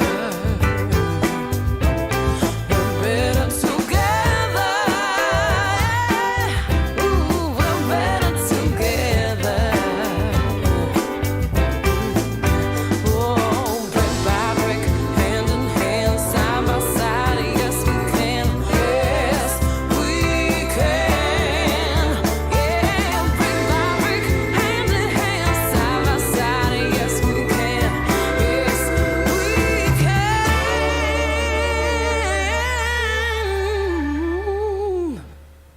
We're better together. We're better together. We're better together. We're better together. Winning opening weekend. Want to go to the Kiss Block Party 4th of July weekend? Starring Drew Hill, Next, Tony, Genuine, or the best of Bad Boy. August 21st with Lil' Kim, Mace, 112, and The Lox, both at the Michigan Lottery Amphitheater. Here's this hour's keyword to text: Hill. Text the word to 313-568-1059 for your chance to pick up your pair. Good luck. 105.9 Kiss FM. Compelling talk you can count on. The Mildred Gaddis Show is back on 105.9 Kiss. Welcome back to the Mildred Gaddis Show. Now, we've talked about some folk and their business and some lifestyles and all that, because that's what we do when the three of us get together. Hey. So now we're going to talk about some fashion styles and what's going on. For those of you who are just joining us, I'm here with Kesha Sims, fashion designer, Detroit's very own fashion designer, Mr. Cornell Jermain, who's an image maker and consultant, and he knows the entire scoop. I'm telling you, he knows what's going on in Hollywood, everything he does. So before that break, I guess we generally start talking about women's fashions, but you're talking about men in hoochie shorts? What are you talking about? Well, for those that don't know, there's a trend among women, and it has been for years, called hoochie mama shorts. Well, now we have a trend amongst male fashion, which is called hoochie daddy. And it seems to be reminiscent of an era maybe in the 60s from what I'm learning now, but they're very short shorts that you almost would see men in if they were on the beach. You know what I mean? But they're just walking around and doing their everyday living in these very short shorts. So it's become a trend, and it looks like it's going to take over, especially as the summer months get in real good. And there are many who are kind of uncomfortable with it. Well, I know a lot of men ought to be uncomfortable in them. Exactly. That's what I'm trying. Exactly. Yeah, and you know something, I don't know if you all remember, but growing up, our parents used to say, everything ain't for everybody. Absolutely. Just because it's for so-and-so doesn't mean it's for you. Absolutely. I guess a whole lot of folk never heard that. Because we can look around and see how a lot of women are dressing now, and you would believe either the electricity is off or they can't see in their mirrors or something like that. But let's talk about these men hoochie shorts. Okay, I'm curious, and as from a fashion designer, I want to hear what Miss Kesha thinks about them. No, you don't. Because I'm just curious if you think they have a place in the world of fashion. I do not, because, of course, my theory is I don't like fads and trends at all, because they don't stand the test of time. But where can you go in them? Literally, Look, apparently they going everywhere. They all in the streets. Okay, let me rephrase that. Where can you go and be respected in them? Yeah. Really, no. You can't wear them to work corporately. True. I don't even think you can wear them retail anywhere. So, like, what's the point? But I think there's this one comedian that was online, and she said it in her funny way, and I got to show you that video. It was hilarious. But she's thinking it's just the social media has gotten these men that wanting so much attention that now they've resulted to the shorter the better, the more naked you are the better. You get what I'm saying? And that's literally in my notes, because what the average person is not understanding is that when these stars, the men, the Cash Dolls, the Megan Thee Stallion, Cardi B, when they do it, it's to enhance their branding availability. And to get your attention, and which to it get does. your attention and to gain a fan base to make them more money. Absolutely. How is that benefiting you, the average Joe? It's not. It's a marketing tool, and the average person is not realizing that's why they're doing it. That's literally why they're doing it, to gain more fans, more followers, more money. Yeah. And now you're doing it, and you're gaining nothing. You gaining all these folks looking at you like, where he going? That's what's happening with the Lizzo fans, and we talked about that briefly. And I love the fact that she's empowering voluptuous women. You know, they feeling. But more she's coming on the same foolishness that Monique did. And but Monique was not talking about exposing your body back in the day when she was running across the country telling fat girls, skinny. She was saying skinny women are B words. Yeah. That's what she Shaming was skinny saying. girls. Yeah. So where on the leg do these shorts end? They don't on the thigh. Above the thigh. Yeah, really. Yeah. Oh, they're that short. Yeah. That has to be one of the most uncomfortable feelings for a man. That has to be. I wouldn't wear them. I know that's for sure. Like that's meant to go under your garment as underclothes. As underclothes. You know what I mean? I'm not even comfortable in that in the beach, but that's just me. You know what I mean? But these are guys who are fit and in the gym. It's almost like they get fit to show off. You know what I'm saying? Which ain't nothing wrong with it. If you got it, flaunt it. But let's just keep it a little. And I don't know if is it that it's feminine or is it that it's just inappropriate? Which is I wouldn't just say feminine because now things are just crazily crossing over. Absolutely. So it's just like Mildred said, it's uncomfortable, and it's uncomfortable for me to look at because I have to look. Yeah. When you're wearing them like that, that's where your eyes go. It's human nature. So it's and God forbid you get excited. Exactly. Got to go run for cover. I didn't know you were going there.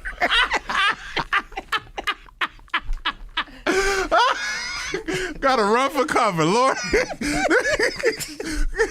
I'm sorry. This is Sunday morning. We're supposed to be. But doesn't it say something to you when you see even a woman, even a woman? It just says to you, and that's the problem with social media. All these folk who've never had they act like they've never had attention. Yep. And it's like, please see me, please look at me. That's it's dangerous. It and is. Toxic. And toxic because I think people don't realize, because a lot of these people who get on there and embrace it like that, they don't realize it's not a safe platform. And you're just posting it. And you feel relieved because you've released it, but you don't realize all the eyes and people that are seeing it. And the little eyes. And not every eye that's not every eye that's reading it has compassion for you and what you're trying to, vent about. You know what I mean? So I try to remind people that it's a platform, yes, to communicate and keep in touch, but when you get to all that emotional stuff and you start don't start putting it there because you might be disappointed. Because everybody might not like it. Then you like, you ain't like mine. And people get into disputes about this. They do. Can you believe it, Mildred? People get into disputes about whether you like so-and-so stuff but didn't like mine. Like, first of all, who's to say I saw it? You know what I mean? I mean, it becomes toxic, and now you destroying relationships because you think somebody intentionally avoiding you on social media. And people losing their lives over it. Oh, my God. People are being killed. Yeah. One young lady was getting ready to graduate from high school. This was in Virginia. And she's posting what she's doing and said, I'm going to Lynchburg to get me some hair. And on her way to Lynchburg, she stopped at a gas station, met some guy who convinced her to go home with him from the gas station. He murdered her. Oh, my God. He murdered her. And the spats that are going back and forth. It's bullying. Yeah, it's really crazy. So you talked about the I was going to say hot pants back in the 60s. Yeah. They were hot pants. Or Daisy Dukes. Yeah, Daisy Dukes. Daisy Dukes came after hot pants. Yeah. Okay. I remember that much. Teach us. Right. Listen, because we weren't allowed to wear them. But there were hot pants first, and then there were the Daisy Dukes. Now, what are women doing in contrary? What is the fashion industry doing in contrast to the hot pants for men? Well, I've seen a lot of sheer things, and I'll let Kesha kind of lead. And some stuff, and it's nice because in the hotter months, it keeps you cool, but I think women don't realize you need something under a there. barrier, you know what I mean? Yeah. So it's been a lot of beautiful print stuff, you know what I mean? But they don't realize that is sheer material. You can see clean through it. Yes, they do. You say yes, they do. They do. Yes, they do. Yes, they do. It's that attention sinking piece. Yeah. That's they all do. it's about. Now, tell our audience, for those who are in my generation who wouldn't have a clue of Lizzo. Explain Lizzo to my audience. I'll let you have Lizzo. Well, Lizzo is a hip hop artist who actually from here, right? Yeah, she's actually from. I don't think she was born in Detroit, but she lived in Detroit for quite a while. And she's really taken the music industry by storm. You know, when it comes to her music, it's a lot of empowering music that helps her community, which has been a lot of young girls who probably haven't found their space in the world because of their, body shaming or whatever, insecurity, etc. And she's really empowered them, which I love. But on the flip side of that, she's embraced her own body and doesn't have a problem exposing it. So, Kesha, what size dress do you think she wears? Oh, easily probably 26. That's what I thought. 26, She's a big girl. Oh, absolutely. The hips. Oh, wow. The breast. Yeah. Wow. Easily 26, 28. Wow. Yep. Wow. Yeah, well, she wears it and she gets on and shows, but I think it doesn't translate for your average or everyday woman, I should say, because they'll embrace it and wear something and it's like, that doesn't look good. And because you don't have, I'm not saying that you said Lizzo gets some backlash about it too, but I thought she's of a certain caliber where she can probably get away with some things and be forgiven. Whereas, you working at it's Comerica and you coming in there with this dress and they like, where? You go to reach for something and all your stuff is out. You like, what's going on? Didn't she go to an NBA game? Yes. And what happened? She had on a long, like an oversized T-shirt, and the back of it was cut out where her behind was. But she had like a G-string on. Yeah. Man, you set your bare butt on that nasty seat. COVID seats. On them COVID seats. I barely be wanting to touch the door handle walking in somewhere, let alone sitting my bare behind. And somebody has to sit on there. But not only did she wear it, she got up and she twerked. to the camera, so yeah. But now her fan base is saying, as I was saying previously, they're not only backlashing her, but they're saying, okay, what's wrong up here mentally to have her, or what hasn't she healed from? It's a thin line between confidence and perversion. Yeah. Well, I know she publicly talks about being suffering from depression. You know what I mean? So I don't know if there's a little some stuff that goes with that that makes her. But you act know out. something though. I'm having difficulty processing wealth and the inability to go and get the kind of care that you need. Yeah. Yeah. I really am. Yeah. So you're saying with the kind of career she has and the kind of the resources she had. You tell your agent, look, I want you to find the best mental health expert in this country or wherever in the world or whatever. Set up an appointment for me. Well, I think that's the dangers of the entertainment business, because I think sometimes, and that's the machine of it. They keep them so busy that they don't even have time to even realize their dysfunctions, if you will, or their, But she realizes it because she broadcasts it. She'll be on Instagram and she'll have a crying fit one moment, then she's twerking the next moment. Really? Oh, absolutely. Like literally within the hour. Really? That's why everybody's saying there's a disconnect there somewhere. And she knows it. She's aware. She's choosing it, like you said earlier, for the attention. It's boosting her career. It's getting her more followers, more ratings, more this, more that. So, she's aware, and she has the time. Yeah. That's just such a touchy subject, True. Because I know she has these insecurities because otherwise she wouldn't be trying to empower these women like that. True. You know what I mean? So it could be a way of feeling like I do, feeling good about yourself because they accept me. You know what I mean? But really, when you go to bed at night after the likes are over, you kind of like, I'm still, you know what I mean? Now I gotta keep doing this in order to keep getting the attention. You know what I mean? But she's so talented, you know what I mean? And so skillful in her art form. I don't think she needs that. Because it overshadows her talent. Yeah, absolutely. But just while we're on Lizzo, recently she released a song called Girls, and she used a derogatory term that really affects the disability community. You know, people, and it's called, I forget what it's called, but it speaks to a type of paralysis. But she was talking about her own issue with depression and all that stuff.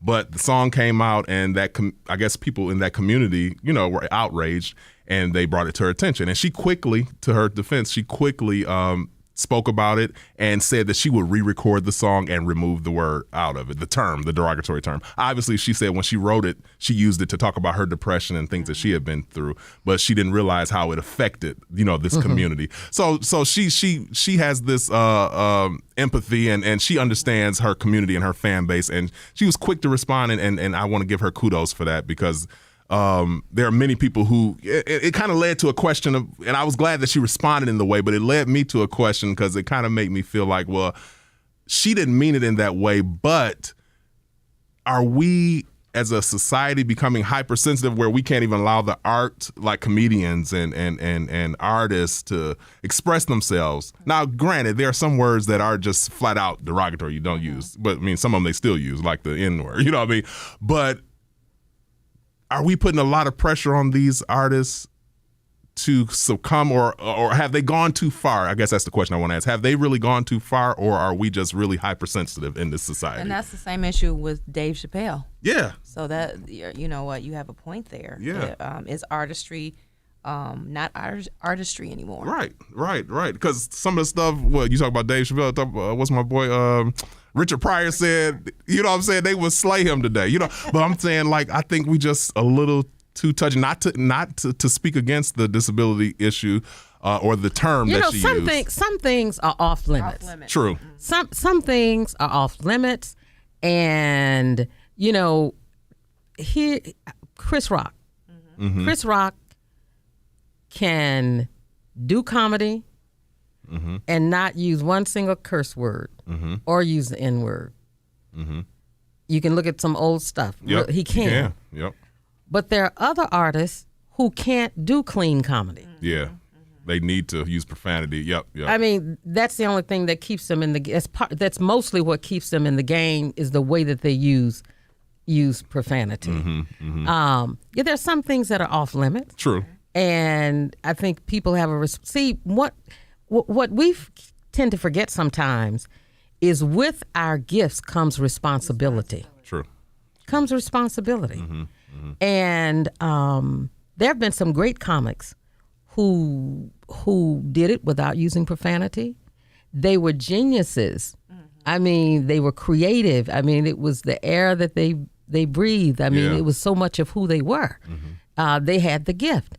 And then there are the others. But I think we do have a responsibility not to be offended, not to offend certain issues and certain people. Doesn't mean you can't discuss those issues, because you should. Yeah. You know, but when you think about the deaf community, you know, those who are challenged in one way or another, you have to be careful. Doesn't mean you don't do your thing, but you have to be careful and you have to be respectful. What are women doing now, Kesha? How much? Too much with artists like Megan Thee Stallion, Lizzo, Cash Doll, coining Hot Girl Summer. You know, everybody is striving to have a hot girl summer, and with that comes less clothing. Yeah, especially when the degree is 93, 94, like it's been. More risque, more scantily clad clothing, unfortunately. But like Mildred just made a very valid point. With what you have, your gift comes responsibility. But what if you're like a Cash Doll or a Cardi B who have come into the game from being dancers and strippers?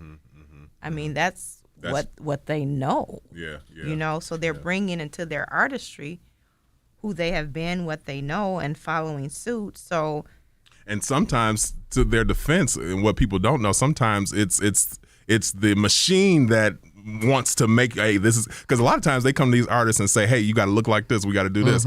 So they may have been a dancer, but they may not necessarily in their private life dress provocative, you know, but the machine says, and I just use that term, okay, this is what we want you to look like, and this is how we want to sell you or package you to your audience. In order for you to be platinum and status. that's what they go with. You know what I mean? But we automatically say, oh, they were a dancer. That's why they might not. When they got off the stage from dance, they probably put on a full because they just may not have been that comfortable. You know what I mean? We don't know, but we just assume. But I think a lot of it is industry related. And I think it's the individuals behind them, you know, making sure that they stay hot and stay different because everybody's trying to be different. Everybody wants to be outshine the next one. You know what I mean? Well, if she wore this, we got to make you a little bit more sexy. You know what I mean? And the whole term sex sells, which, you know, we've seen that across the board. And I think that's what they put behind the artists in order to keep them, you know, selling and making money and keeping the powers that be, their pockets fat. And making hot girl summers. Yep, hot girl summers. Well, I'll tell you one artist, I don't believe that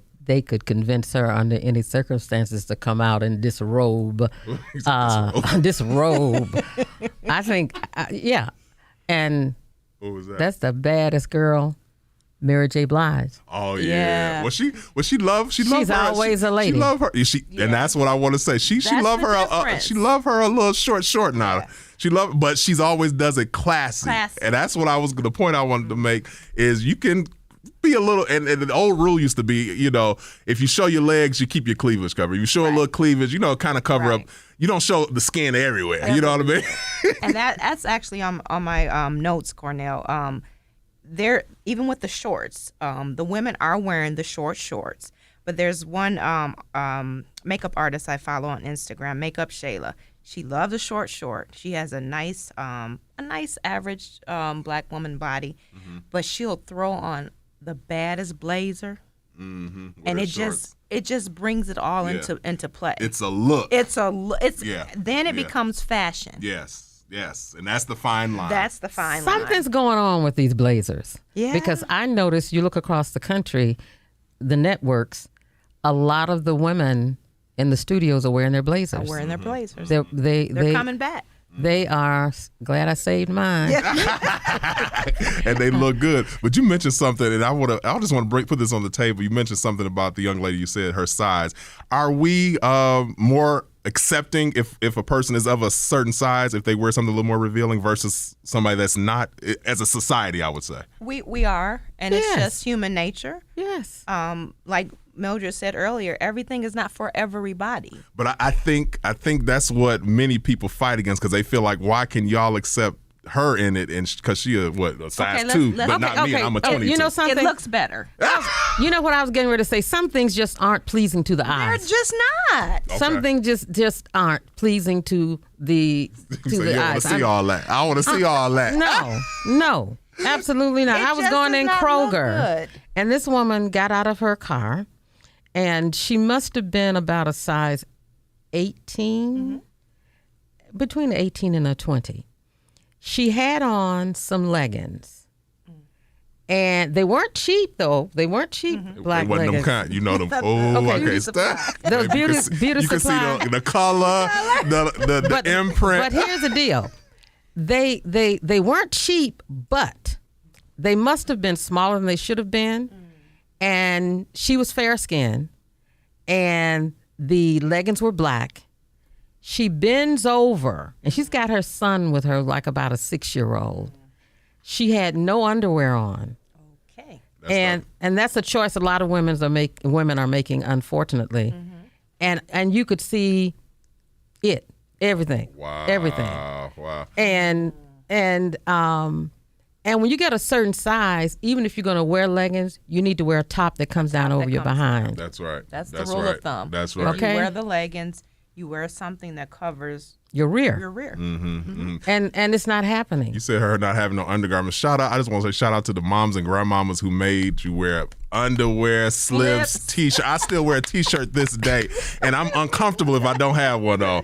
But I think that is a necessary thing. I don't understand why you would want a man or woman walk around with no. I mean, you just. And my girlfriends laugh at me because I still wear slips. And absolutely. I still wear slips. And I bought some after I started working with you. I've been wait a minute, let me go back to the basics. But my thing is, they serve a purpose, y'all. Like They if really do. because my thing is, if you done had a few too many, fibrous foods, and you go to make a sudden move, now you done destroyed the pants, this car seat. You know what I'm saying? They serve a purpose. You need that barrier. Okay, so now you out in your leggings, and now you know what I'm saying. You just you can't even conceal it because ain't nothing there to catch it. It's just all out. And on that, ladies and gentlemen, we're gonna go to break. We'll be back.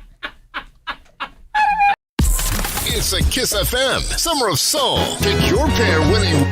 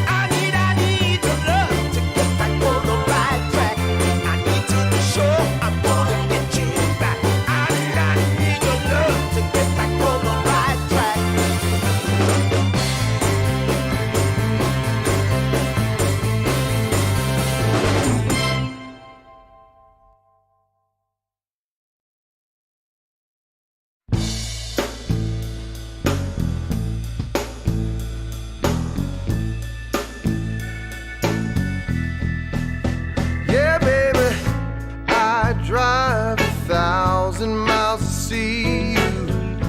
Yeah, you ought to know. Ain't letting nothing in my way, even fast, too slow. Been hurting every day without you. Yeah, you ought to know. Each minute only makes it clear how I need you so. And baby, it won't be too long till I'm holding you tight. Soon my lonely days will be in the past. Everything is gonna be alright. Hey honey, I can't wait to see you. Yeah, you ought to know.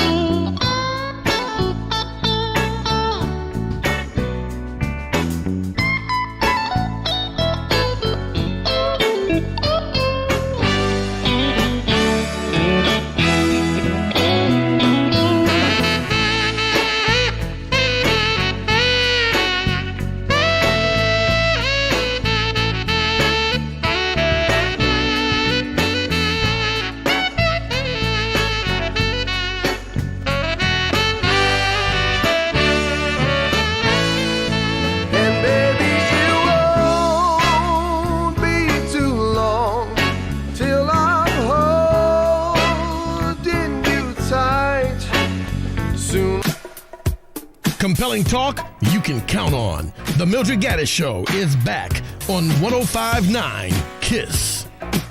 You're listening to the Mildred Gaddis Show. And, we thought this Sunday we'd go a little light and have a good time and share some information with you could use if as it relates to our daily lives. And certainly that's why we did our friend from SHAR. We talked about what's happening and what they're doing to support people in the community who are having challenges when it comes to pain medicines and addictions. And of course, Coffee Brown joined us to talk about she's this wedding officiant now who she'll come to you wherever you are. and now we're talking with Cornell, Jermain, and Kesha Sims, the fashion guru. So Kesha. Yes, ma'am. What should every woman have in her closet? Every woman should have something monochromatic. Ooh, what's that? What does that mean? That's big words. Coming. Well, you saw that with the inauguration when everybody came out in the same color. The dusters, the two pieces, and everything from head to toe was the same color. I'm shocked because I'm not a fan, of the matchy, but it looked so great. It did, didn't it? It was so clean and fresh, yet vibrant. Yet made a statement. So definitely monochromatic, something just from head to toe. That means if you're going to do a 2-3 piece, all three are the same color and the shoe. It's a beautiful thing. Okay. Yeah. So you recommend that for men as well? Yes. Okay. Especially in the jewel tones, something with the emerald green. I saw a gentleman at a convention a couple of weeks ago. Head to toe, he had on an emerald green ensemble. The suit. And it wasn't like pimp era. It was classic. Okay. It was. Because that's what I go to when I think about it. Right. My mind went there as well. I'm like, if I see a brother coming down the street with green shoes, green suit, green. When I say it was the most beautiful sight of that convention, the suit itself was emerald green, and it had black shiny buttons, and the shoe was emerald green, and he had a mock shirt, the same color. That was a beautiful man. And you saw him coming, and you noticed him, and it wasn't in your face kind of notice. It was a clean European look. So that's why I was going to ask. I think with that look, it's the kind of maybe the type of material that it is, and the way you or blend the fabrics. Absolutely. Okay. Because if that shoe was shiny and that shark skin they used to wear, you'd have been like, "Oh, where this man go?" He didn't look like John Witherspoon. One of the shot lights that got loose. One of the shot lights loose running around. You're not old enough to know anything about the shot lights. I love the shot lights. Yeah, they could sing, couldn't they? So it's about. Have you seen her? Have you? That was seen it. her? Yup. But so it's about the type of fact. Because I thought about it when you were talking. I have a burgundy suit, and one day I usually wear it with this white shirt and a burgundy tie. But one day I said I'm gonna put it in with. I had a burgundy turtleneck. Yes. And this was back a couple years ago, and everybody's like, "Oh, that shirt is." So if you find the right color for you and you match the right materials, it could really work. It could really work, and it's more common than not now. Okay. Even with the summer and the sundresses that are coming up, it's one color, and it makes a statement. It's runway essence. Okay. Do we have a new? Every year there's this new black. I remember one year the eggplant color was the new black, and the nude was. Is there a new black for this season? It is that green, that emerald green, that Kelly green, emerald green. Yeah. Really? That you can just blend with other colors? Yeah, you can blend with other colors. Yeah. Okay. Yep. Okay. That's interesting. That is interesting. That is interesting. Have you noticed, and I want to get back to the color piece, one of the things I noticed was I was surprised after the inauguration, we began to see younger females emulating that style. Yeah. That was class making a statement, so much of a statement where it couldn't be denied. Even Lady Gaga. Yeah. Even what she had on was so elegant, and for her to be so young, and for her stylist to capture that moment, but yet capture the essence of her. I mean, that was a beast of a stylist that day. I'm going to look her up. With that big eagle that day, and she had that ball gown dress on. But yeah, after that, and then like we were discussing on the elevator, the dusters were my thing starting from 2016. That's right. So that's right. That was my baby. Yeah, look at her there. Yep, I see That's it. awesome. Wow. Yeah, the dusters, and that's another we were talking about. And I'm gonna say that again because I think we said it back some years ago on the show. I made a statement, and I've started to see it come to life. But how we're gonna walk in the fashion department stores, and you're gonna not know what's men. You used to see Mrs., juniors, then men's, boy. You ain't gonna know what's the men's and what's the women's. Everything gonna look together. But you talk about dusters. There are men that they have duster type sweaters for men now. These long floor length. Off my list. I didn't even know you was on that. It's called the cardigan coat. A cardigan coat, but I think they kind of fly if you wear it right. If you wear it right. With a nice clean turtleneck, in the fall, and a nice pair of slacks. Mildred don't like that. She look like, I don't want to see no man walk around with no train, no gown on. Even as a coat. Where the real men stand up. Mildred don't play with that. His coat long, her coat long, everybody got that's like, for me, that's like only one of us gonna wear earrings around here. And it's not gonna be you. Only one of us gonna wear earrings in this house. Yep. And if there's gonna be a ponytail, only one of us is gonna have a ponytail. Okay. Oh my God. So y'all. So you know me too well. I know you because when you start looking, I said, Mildred don't like that. She don't like these men's and no dusters. Well, there's and purses. The purses have come back. Yeah. God help. Oh, they call them merce. Merce? Or the man purse. Man purse. Yeah, man purse. Man purse. Man bag. But they got their little laptops and they, Carry a briefcase. That's right. Because some of them just kind of hang. They hang out? I'm like, okay, just go and get your dress. They will.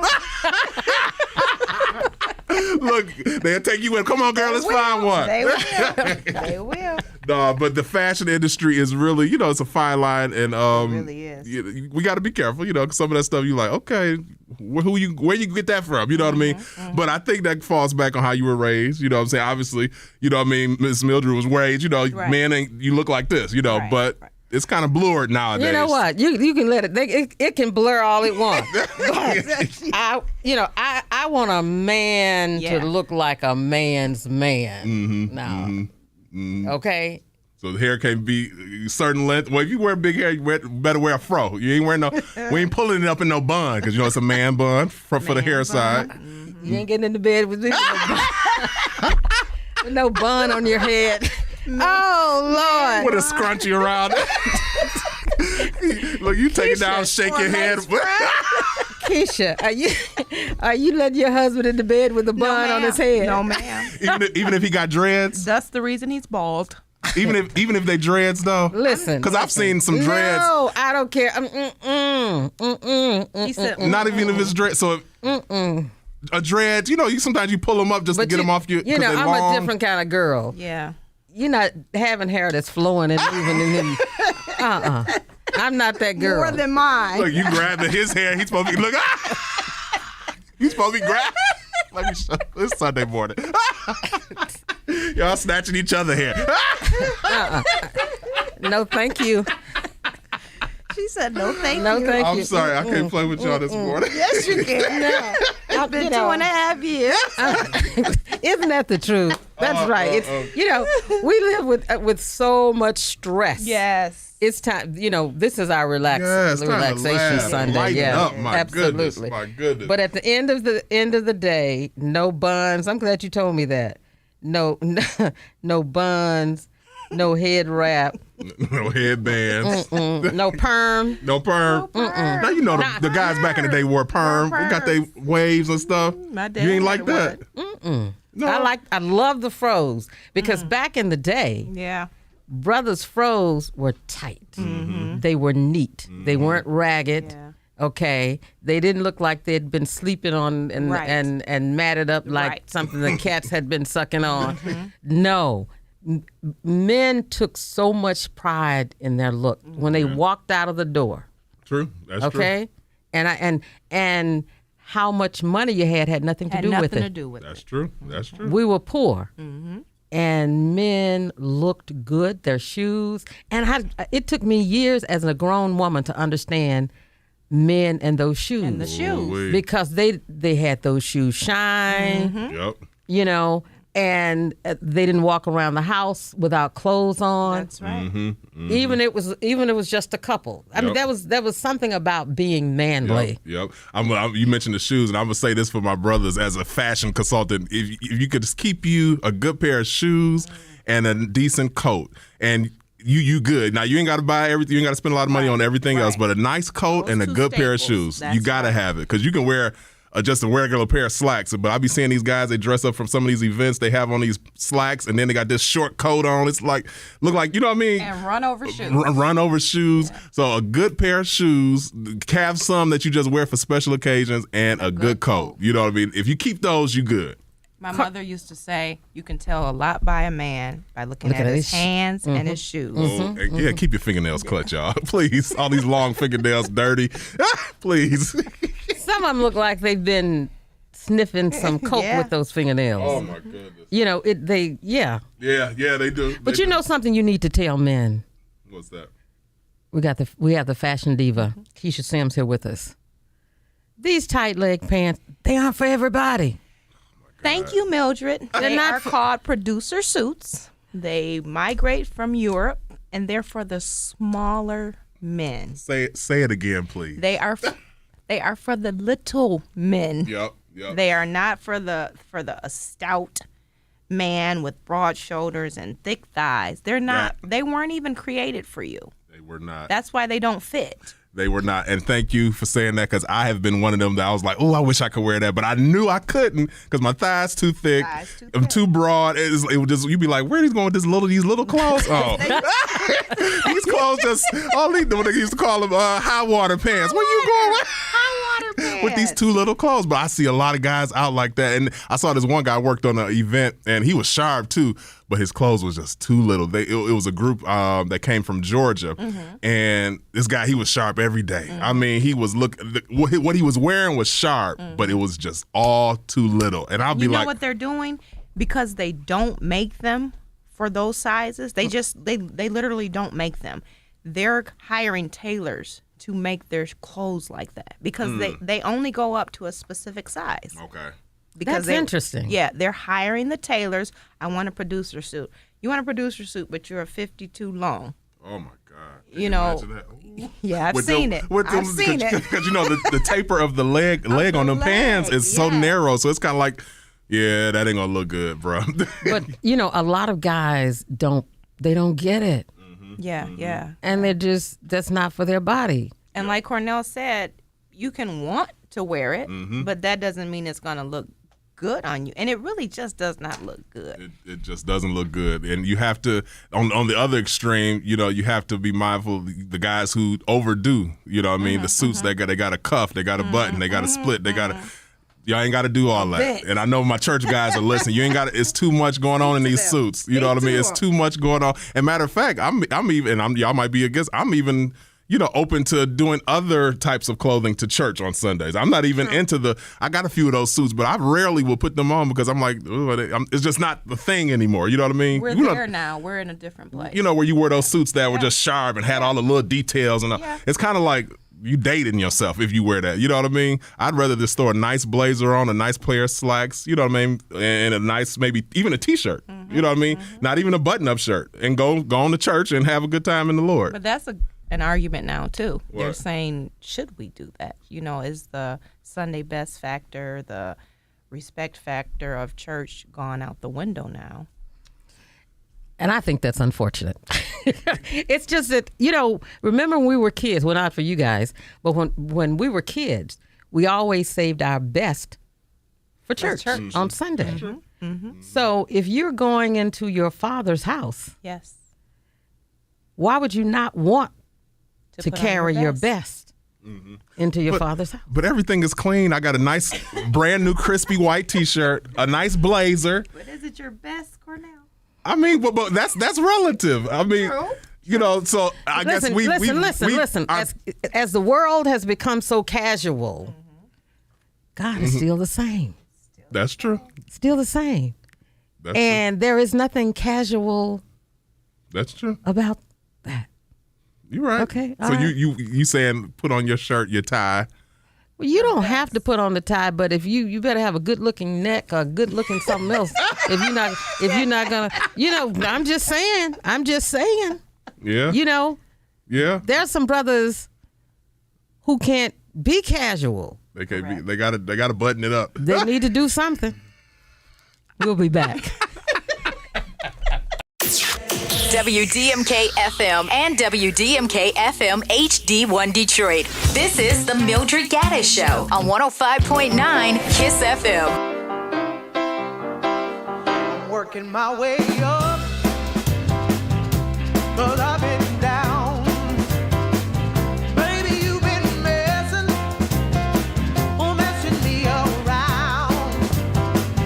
You can call me crazy, but you can't call me lazy. I'm working my way up.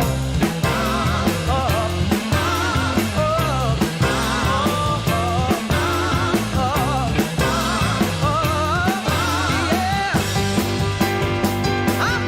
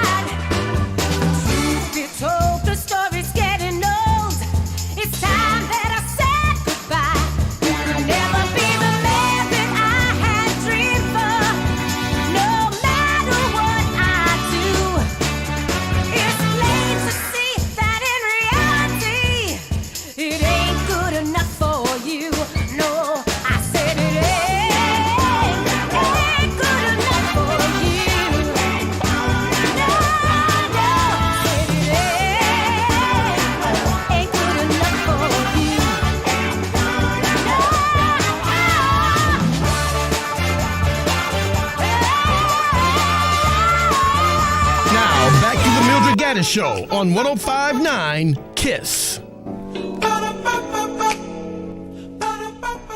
You know what? I need to say good morning and thank you to our Mildred Gaddis Show Facebook Live listeners. We're enjoying the comments that you're posting. We are glad that you are enjoying the humorous side of the Mildred Gaddis Show. We're just loving each other and happy to be together after 2.5 years. You know, the pandemic. Kesha Sims, fashion designer here, and Mr. Cornell. Jermain. Cornell, the Mr. Image Consultant. Extraordinaire. You know, this casualness for church. See, my philosophy, of course, is, you know, you have to be careful about all this casualness because you could become a casualty. You know. Yeah. You were telling us during break about how when you guys got ready to go to the airport. Yeah, how your mother ran that side of the household. She said there were two places we were definitely going to dress up, and that was to church on Sunday and going on an airplane to the airport. We would have on our Sunday best and our London fog coats and our little tote bag, and yeah, we were dressed to be taken seriously. Yeah. You know. Yeah. You know, the stuff we see in the airports now. The stuff we see in the airports now. That's a reality show within itself. That is. You know, but you know, as I was saying during that break, you know, there are some women who can get up on a Saturday morning, throw on a pair of jeans, white shirt, pull the hair in a ponytail, lipstick, pair of earrings, and look sensational. Runway ready. Okay, right. I'm not that girl, okay? And I have mirrors and I have electricity, and I get that. When I go to the airport, I want to dress so that I want to wear my just in case outfit. Wow. My just in case. Yeah. Just in case I end up sitting by that person who has the power to take me to the next level. Wow. We live in a world that judges us by the way we look and the way we sound. It may not be fair, but that's the way of the world. It's the reality. And I'm still waiting. Listen, I'm still ready, but guess just what? in case. You're staying ready, so you don't have to get ready. You know, I remember having, and I was literally a sophomore in college at Texas Southern in Houston. And I was flying from Houston to Miami, I believe. And the gentleman who sat next to me, very distinguished looking black man very distinguished, and we began talking. And he found, and through that conversation, I told him I was in School of Communications, yada, yada, yada, and got offered an internship in the city of Atlanta. Wow. Because you were ready. Wow. And my mother often, she made me realize the fact of the ABCs, and that was to always be cute. Literally, ABC. You never know that moment, that second can be life-changing. It never fails. I was out watering the plants the other day, and the neighbor came over and said, "Oh, you're watering the plants and such and such and such and such." And I said, yeah, ABCs. That's the reason you're standing over here. So for all you women that's waiting for Mr. Right, ABC. 1, 2, 3. Okay. Speaking of Mr. Right, I was in the South not very long ago, and this young man was a painter, and we were talking, and he was talking about women and how they look, and he was a little bit disgusted in how women no longer. He was a young single man. He said, and I'm tired of looking at all these chitlins. And I said, chitlins? He said, these thighs that are just trembling and shaking. Not chitlins. That's what he said. That's good. I must take that. He said they're just trembling, shaking. But you know our chitlins in the bucket, that's what they are. That's what they look like. He said they need to put their clothes on.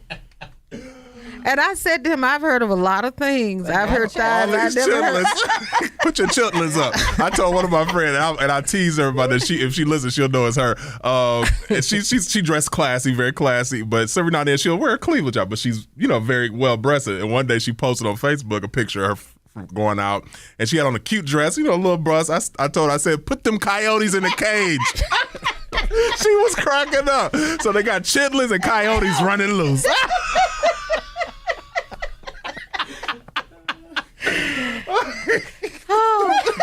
Mildred can't take it. She can't take it, y'all. She trying to chitlins and coyotes. That's period. Run it loose. Put them in the cage. I won't forget that. I really won't forget that. But you know what? One thing is really clear. It ought to be clear to all of us that it's time to return to the fold. Yes. Yeah. It's time to return to the fold. Get back to the basics. Yeah. And, where we had self-respect, we respected one another. I'm a journalist, and I can't watch every newscast. I can't. It's getting so crazy. I make sure that I'm watching no more than 2 a day. Yeah. One national and a local. Okay. And speaking of that, have you all noticed how these news stations are making their news people dress casual? Have you noticed that? I have noticed them being more casual, but I had no idea that it would. It was come a mandate. From the, Mandate. Yeah. Mandate. And What's the reason? Why is that? I don't know. I don't know if I was told by a journalist at a suburban television station that the mindset is you're in Detroit. And I was offended by that. That, you're in Detroit and you need to learn how to be relatable to the people in Detroit. By being casual? They don't know we dress here. Okay. We dress. And so much so when I went to visit some buddies of mine in California. This was some years ago. And summer we wear our linen. And California, they basketball shorts, t-shirt. So I was spending the whole weekend there, and I would get up on a Saturday, we going to wherever, and I had my white linen shirt and my white linen pants and my little loafers. And my boy was like, where you go? Why are you dressed up? I said, this ain't dressed, this is casual. So, you know what I'm saying? I had to dumb it down a little bit because I'm like, oh yeah, they would, I guess and this is. That's how I interpreted that. Yeah. And Dumb it down. Yeah. And I said, that's interesting because I see the national network people dressing it up. I'm seeing Hoda and the gang with their blazers and all of that. And I kind of think that we expect our folk in certain places to look professional. So is that why I ain't gonna say no names, but that's why some of the wigs be nappy and the lace be coming up off of the head? Oh, okay. That's the casual. That's the casualness of it. Let me just tell you this. That person with the lace coming up off the lace front, I will never forget this. Was standing outside of the athletic club, the Detroit Athletic Club, at Aretha Franklin's last party. And that person said, that person was standing, I'm going to get in real trouble, outside. And you know how the oh no, the leather on the heel torn and up. the metal comes out? Shut up.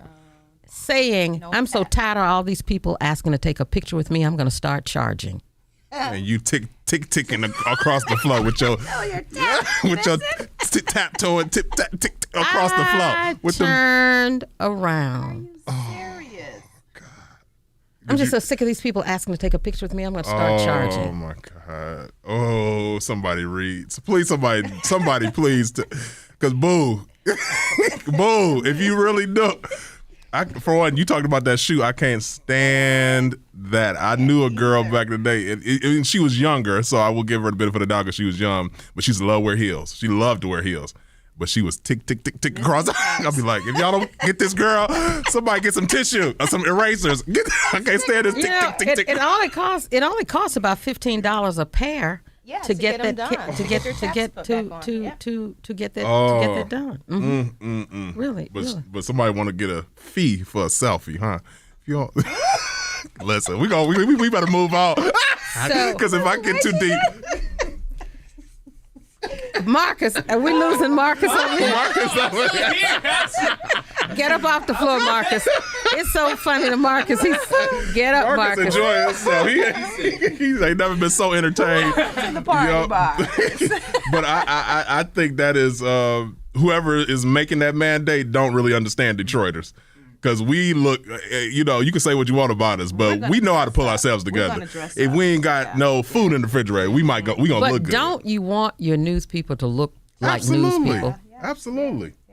Absolutely. And it's the standard is dropping. I want you all to start, when you watch television this week, just take a look and see what's happening. Now I'm wondering, is it because you have to be relatable to the people who are, like we were saying earlier, there's a lot more remote positions.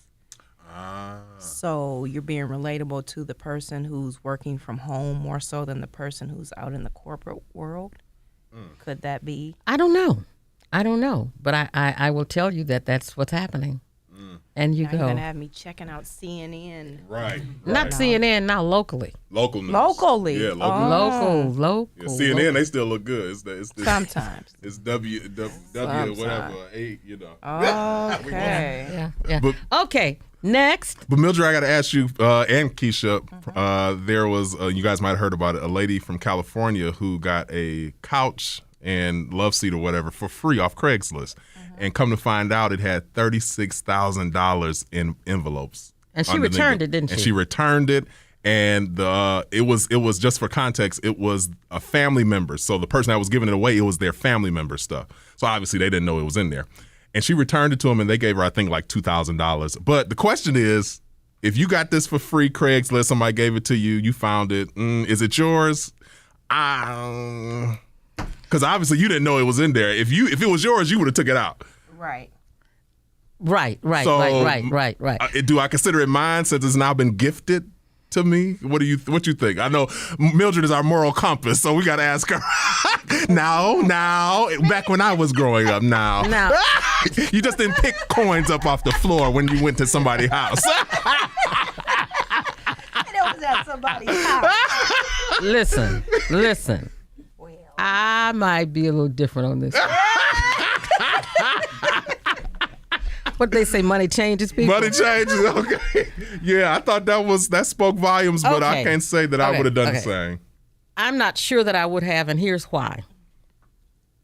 It depends on who the relative was, and whether or not if my relative bought that sofa from a store, brand new, and it's my relative, I'd know. I would know. If my relative bought that sofa from the store, brand new, then that would be their money. But the person that gave it to this woman, it wasn't even theirs. It was a relative of. So it's like your aunt passes and you go to clean out her house and give away her furniture. You give away your aunt's furniture to this random woman, and you don't know. You don't even live with auntie. You just helping kind of get rid of all of the stain and clean. Yeah, it was a third party. So it wasn't their furniture, nor was it necessarily somebody that they, it was just the auntie. I'm just helping, whatever. She passed away, and in addition to that, can you prove it? I mean, we've just told you that was there. Do you have any proof that, So the person she returned the money to didn't even know the money was in the sofa. They only knew because she contacted them after she found them. Can you prove that? So they didn't even know. They had given it away. And if they wanted money, they would have sold the furniture as opposed to giving it away. They were just trying to get rid of it probably. You know what I mean? Let's get this over with. God bless. See? Changes the whole look. Moral Mildred. Listen. Moral Mildred. Listen. I can't even get it out. God bless the woman who returned the money. Because here's another thing. Did the woman who received the sofa as a gift know that the sofa had belonged to a relative of the woman who gave it to her? I think she found out in the process, but I think she was just looking for furniture on Craigslist to furnish her new place, and just so happened to find this ad where they were giving away free furniture. So she might have found out, get to talking. Yeah, my aunt lived here. She passed. I'm trying to, get her stuff cleaned out. She gets it home, gets to situating stuff, and finds these envelopes. At this point in my life, you're like, thank you, Auntie. Hey, Auntie. That's right. Hey, Auntie. It depends on, I would be very honest with you. It depends on the person who gave me the furniture. The kind of person that person appeared to be. You understand what I'm saying? Okay. I've got to tell you the truth. I really got to tell you the truth. But at this point in my life, because see, I'm trying to get to heaven. I'm trying hard, Kesha. Well, you pay your tithes. You get your tithes. That's right.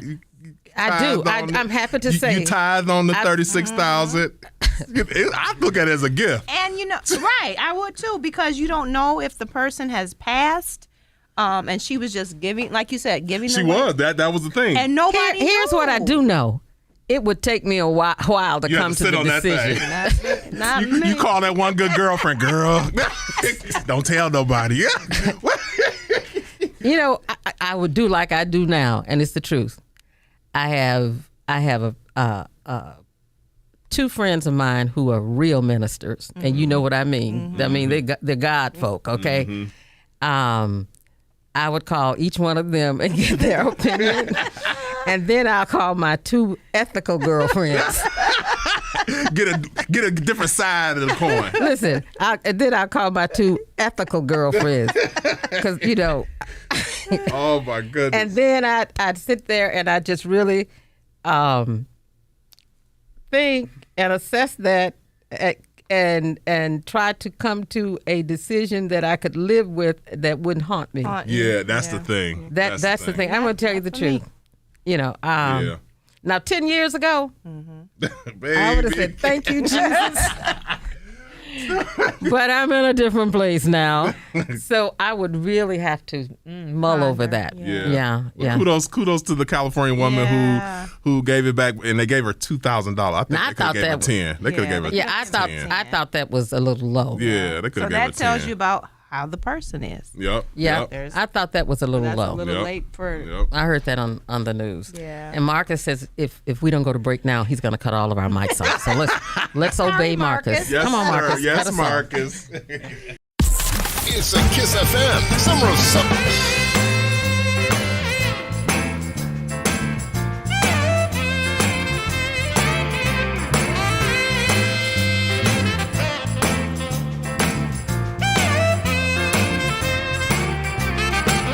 You walked right into my life when all I had was emptiness. Just one day of you being around, you filled me with such happiness. Ooh, you lift me up off the ground, yeah, my temperature's rising without me realizing. Ooh, I love the way you make me feel, so magical and yet so real. I love the way you make me feel so good. I never thought I could, yeah. Bless the day that you came around, 'cause with you came a sudden change. Without you, I'd been nowhere. I tell you, darling,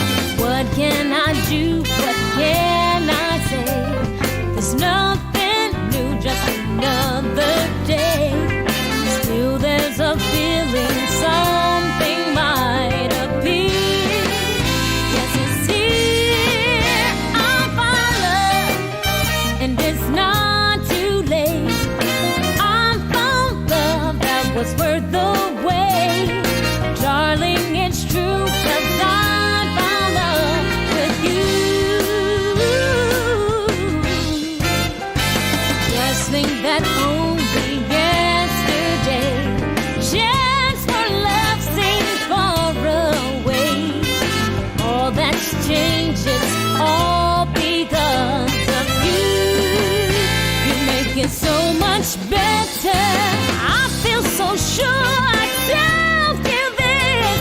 I felt love in our first kiss. This is the way I knew that it would be. Can't you see? I found it just in time. I found love, now it's mine, oh mine. Darling, it's true, yes, I found love with you.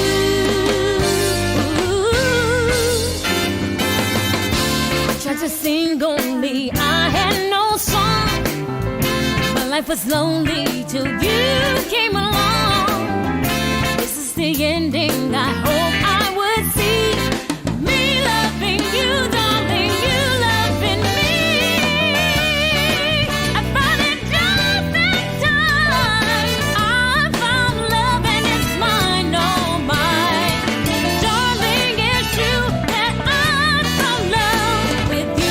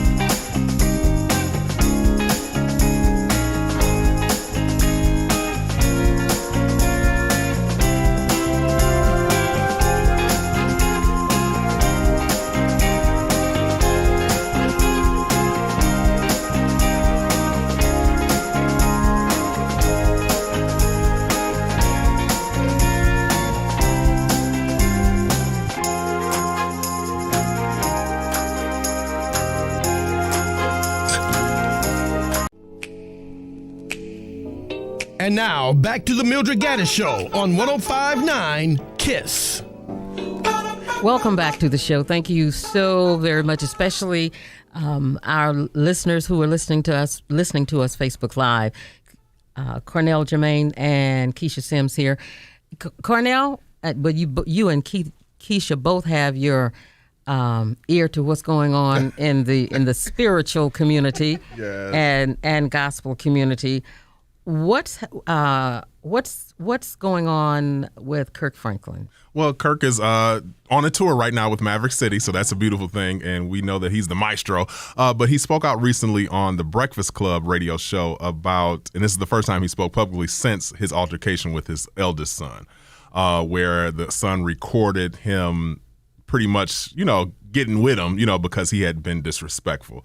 And at that time, so many people were outraged by how he responded or how he was heard on the son's recording talking to his son. But the son is a grown man, and obviously there have been some strained issues between them. So I was like, sometimes kids, they push you there. You know what I'm saying? I understand where he's coming from, but he spoke out, and I think now the relationship is still either in covering him and loving him in spite of, and he's just sounds like he's come to grips with the fact that this is our relationship. You know what I mean? And I was talking to Kesha about that, offline, and I said, and I get it, rewiring, we're assuming that means maybe some mental instability, but can we choke it up to just that all the time? Because you had enough sense to record your daddy, post these posts about him, go public with, and I know mental illness is a broad and sometimes intricate topic, but I think sometimes we, I'm not saying this is what Kirk is doing, but as a society, we give people a pass when they have these issues and say, oh, they're not stable. Oh, you're not. Is that? You know what I think he was doing? As I listened to you give his response to the question, he was finding a way to say what needed to be said publicly. Okay. Publicly. Mm-hmm. Because first of all, number one, it's nobody's business. True that. That's number one. It's nobody's business what goes on between you and your child and your family members. That's true. People only found out about that because the son recorded the conversation.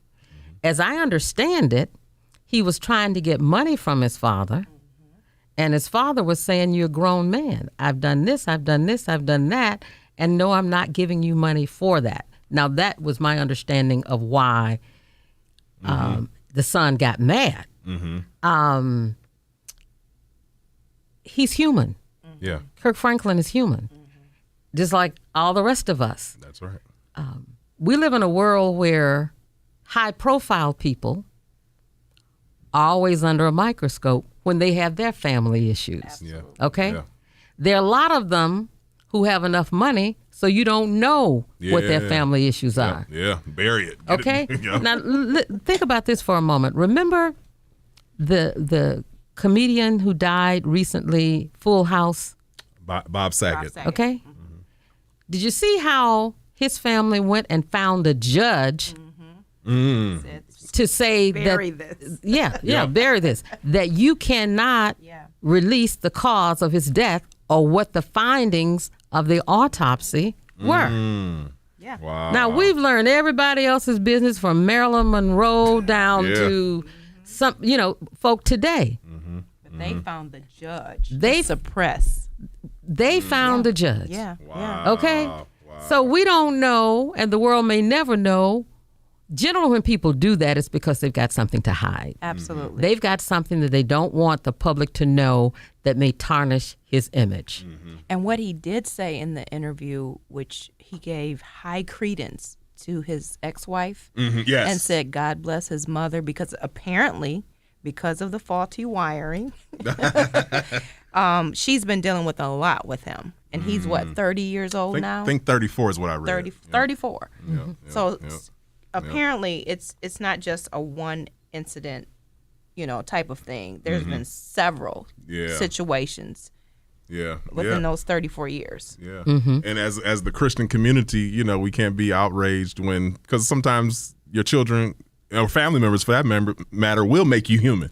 You know what I mean? And sometimes, I ain't saying it's okay. You might have to set, salvation to the side. Like, okay, hold on one second, because this one done got a little out of hand. So, I got to get you together because you didn't got it twisted. Look, I forgot who said it. I don't know what's my girl name. Lexi. She said I'm saved, not soft. Don't get it twisted. And he made a very important distinction in that interview. He said, kids will push you to a point, especially adult children. Yeah. And we were talking about the sense of entitlement. But and that's going beyond just parent and child relationship. This entitlement issue is just taking over. People got it just in normal, regular, everyday life, like in driving in traffic. I'm like, what? Excuse me, like I'm right here. You know what I'm saying? It's just entitlement is just through the roof. It really is. And if you are the parent, if you are a high-profile parent with just a few resources, your adult children, the word is entitlement. Some of them believe that there are certain things they don't have to do for themselves, right? Because of who their father is, because of who their mother is. That's true. And a lot of high-profile people on that level go through this, but we just never hear about it. And then there are other folk on lower levels who deal with the same thing, deal with the very same thing. It's amazing to me how I call them crooked Christians. Moral Mildred is back. She never left the building. It's amazing to me how crooked Christians want to pick the stuff that they want to be outraged about. Right. Okay? There's stuff right in their faces in their church. Careful. Okay? Out. In their church. And, well, that's okay. Bishop can do what he want to do. Pastor so-and-so can do what he want to do. Stuff right in their face. Right there. That's passionately disrespectful to their wives, their children, their whole family, and the congregation. And they're okay with that. Yeah. You know, they pick the things that they want to condemn. That's all I'm saying. Yeah, You're right. You're right. They pick the things that they want to condemn. They tend to lack compassion in situations where it really needs to be. Yeah, that's true. You know? That's true. And there are no perfect people. Not at all. None at all. Parent or not. Or not. Yeah. You know, yeah, there just isn't. Yeah. And But- we need to stop being stupid. Yeah. And I think we speak to this generation and these young people who have embraced this mentality. You know what I mean? Who feel like their parent owes them something, or feel like the world owes them not something. just a parent. You know what I mean? They don't have to work for nothing Yeah, anymore, yeah. or they can go in and out of these corporations and get what they want. That's Less why it's em- so easy for them to quit this job and Yep. quit that job. If they don't get their way here, then there's no longevity anywhere Yep. because of that entitlement. That's piece. not how the real world works. That's just what I want to let y'all know. Y'all see it on Instagram. Y'all think it's easy. That's not how the real world works. Listen, there are no overnight. That's right. That's right. You know, That's right. you do the work, and how it's going to happen is none of your business. So you don't know when it's going to happen, but it will. Just do the work and be prepared when the opportunities come. I've seen people come in radio stations, young millennials, who have been there 6 months or maybe 12 months, and the I deserve to be on the air. Wow. I deserve to be on the air. So and so is on the air. I deserve to be on the air, but you have no idea what that individual or those individuals have been doing and how long it took them, Yep. you know, to get on the air. Yep. There's this mentality where they want it now. They don't want to work for it, and they compare themselves. And I think social media has allowed that to be so, Oh, where they can absolutely. compare themselves to somebody who has 20, 30 year tenure in the industry, get on 5 minutes, hit a viral video, and now they all of a sudden are better than them. But as a society, we've made that so. Because we'll now set this person up on a pedestal because they got 1 million Promote them views. more, yeah. And this artist who's been working through the trenches for 30 years, who's probably more talented, but just because this one has the numbers or has the fame right now or the attention, now they get more credibility. And this person thinks that they are more credible, but just because they have 1 million views or whatever the case may be. Not to knock anybody that's doing their thing, but I think we have to learn the respect. You said go back to the basics, you know what I mean? Learn how to serve others, you know what I'm saying? You know what I mean? Just because you got a viral video don't mean you know it all. Reach out to that. I read something the other day. It says, if you're going to be successful, you're either going to have to pay your way to success or serve your way to success. I love it. I love it. And most people Don't wanna serve. They don't want to serve, and because you don't have the money to pay, so that's the only option you got. Boo, serve. Okay, get you a usher basket, get you a communion plate, serve somewhere. No, I'm just teasing, but it's Sunday morning, but I'm just teasing. But serve another person, and I think that shows a lot of character. You know what I mean? You build respect for one with the person. You know what I mean? Mutual respect, and you open doors for yourself. Because guess what? What the Bible say? You know what goes around. Well, ain't what the Bible say. What goes around come around. But you reap what you sow. You reap what you sow. So if you learn how to serve somebody, That's another way of saying it. right. You serve somebody. Now, guess what? You're opening that window for somebody to eventually one day serve you. You know what I mean? Absolutely. Not without looking at how much you're getting paid. That's the other clause. It is so amazing, and because if you learn to serve, stuff will start falling out the sky in your lap. It will. You know why? Because you're occupied. You're occupied. Uh-oh. Evangelist? No. Co-pastor? No. Come on, preach. You sound like it was something bubbling. I want to hear it. That was a word. Come on. No, it just reminded me of we were watching a movie, my husband and I, and somebody said, when is the right time? And it's when you least expect it. So if you're doing your servitude and you're working, you never know who's noticing you. You never know That's right. where you're going to be at the right time because you're occupied and have your mind on something other than promoting yourself. That's right. That's so true. I'm so sick of self-promotion. That's one of the problems with social media as well. That, That's what it's for. Look at me. Oh, please. Yeah. Look at you. That's what I'll be saying. Look at you. Look at you. Look, that's all you got to say. A mess. Let me ask you this. Marcus is telling me that he's gonna mess with me again. He's taller than me. Marcus want to put us out the building. Listen, he's nice, but he stood up on you like. You saw that, didn't you? You saw that, didn't you? Mildred. Listen, I want to ask. I can't let you guys go without asking Kesha. Don't hit me, Marcus.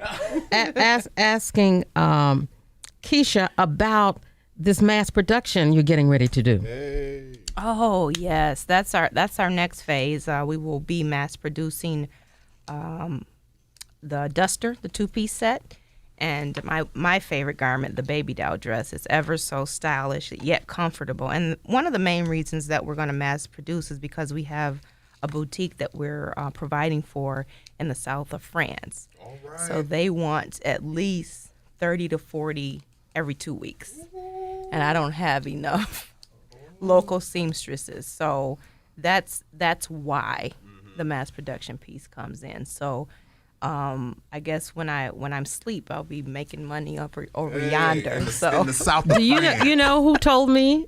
Don Barton told me this. I'm always asking wealthy people about wealth. Maybe one of these days. Gotta go get you a couch. Look, you gotta go on Craigslist, okay? But Don Barton said to me, and I never forgot this. He said, "You become wealthy when your money works for you while you're sleeping." That's good. You become wealthy when your money works for you while you're sleeping. So I'm so happy to hear that. That is incredible. Thank Good. you. How can people? I didn't mean to step over you. Go ahead. How can people find out more about Kesha? I love how she says that. The social media handles are Kesha_collection, no S, and then the website, www.keshicollection.com. Say it again and spell Kesha. www.KISIcollection.com. And I was gonna ask you when you going back because we need to go over there with you. Coming with me? I'm going in September. I went last year. Wow. We went again. We were invited back on a much bigger platform. So we did. This is our second PFW, Paris Fashion Week, and we'll be going back this year. So we have a standing invite. I'd love they that. They like us. I'd love that. Gotta go over there and get some crumpet. They eat crumpet. What they eat? Oh, cheese. They do cheese. French. Some cheese and wine. And they have some of the best fries in the world. French fries. I want some of them They too. do. Listen, you are in France. Yeah, right. Oh, yes. Well, congratulations, Kesha. That is so beautiful. I Cornell, love it. tell our listeners what you're doing. Well, Miss Mildred, I've been working on something very special for my clients and the general population. During this pandemic, I've learned the need for clients to understand their hair as a hair professional. So I'm working on some things for the platform that will allow them to educate themselves, putting my 25 plus years of professionalism into a package that they can go and download and get and be able to learn how to care for their hair properly. Wow. So if we ever end up back in a pandemic like this, they have some kind of resource that's coming from a professional. Because you can go on YouTube and find a bunch of stuff, but you need something where a tried and true professional has vetted these options and they're good for you. And that's where we at. So are you going to be telling soon. folk with these twisties and dreads and stuff how to keep them looking like they just left the salon? Yeah. How to keep them neater looking? All of that. Product recommendations, all of that. Yep. You don't like that, do you? I talk. She's no. not a fan. I talked. I spoke. I went over to Dow on the West Side School, and spoke with some 8th graders. Some smart 8th graders. They were smart. One young lady asked me, if you could talk to your younger self, what would you say? Oh. Okay, and I told her. Yeah, but they were really smart students. And so this one young man, before I left, I had to whisper in his ear and tell him to stay the course. He was very smart. He looked studious. His hair was tight. Wow. You know, and he's going on to become some bio something really, really deep. I was really impressed. Bio alone, just bio. Okay, all right. So I told him, I said, and your hair is so neat. Stay that way. Stay that way. Because when beautiful. You know. But anyway. I love that. I think that's necessary. I know we try to close, but I think that's necessary to keep these kids encouraged and just to pull them, especially if you see them doing good, keep them on the right track because they can be influenced. Because now those type of young, I talked to them about that. Yep, those type of young men are an anomaly. They not used to be where all the kids were neat and clean and shaved, and now they not. Everybody's kind of more rustic looking. I'll just put it like that. So he might get pressure. So that's good to hear from somebody like you're doing good, stay on the right track. So we need more of that. Well, listen. I'll see you guys soon. Oh, I'm taking you to dinner. We're going to get, I am taking the both of you to dinner within the next 30 days. Yes, ma'am. Yes. Okay, for real? We will be yes, ma'am. Let's make it happen. And we want what you order because you looking all skinny and streamlined. We going to order what you get. Look, we can have that streamlined figure. Like we can wear our hoochie mama and hoochie daddy stuff. They're naughty. You're listening to the Mildred Gaddis Show. Kiss FM is heating up your summer with tickets to the hottest festivals and shows. We're getting you into the hottest concerts and comedy events. And we are the soundtrack to your family reunions, backyard barbecues, Fulton beach parties. Go to KissFMDetroit.com to see our complete Summer of Soul calendar of events. The Kiss FM Summer of Soul. Where to send your child to school is one of the most...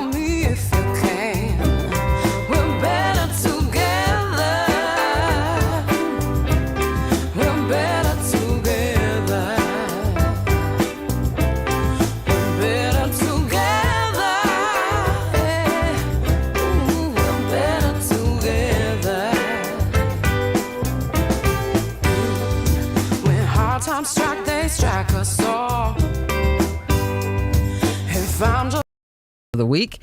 I appreciate the fact that you hang out with us. An hour-long rebroadcast of this show will be on our sister stations, Praise Network on Saturdays from 5 to 6 a.m. and 105.1 The Bounce on Sundays from 6 to 7. You can always listen to the Mildred Gaddis Show podcast. Just text Mildred to the hotline number for the link to the podcast. Marcus D. Reed is the producer of the Mildred Gaddis Show, and as we head into this week, I always encourage you to wake up with no regrets. Love the ones who treat you right and forgive the ones who don't. I'm Mildred Gaddis, and I'll see you on the radio. If you have a small business, let Staples be your shipping partner. I'm generating orders 24/7. I don't have time to ship.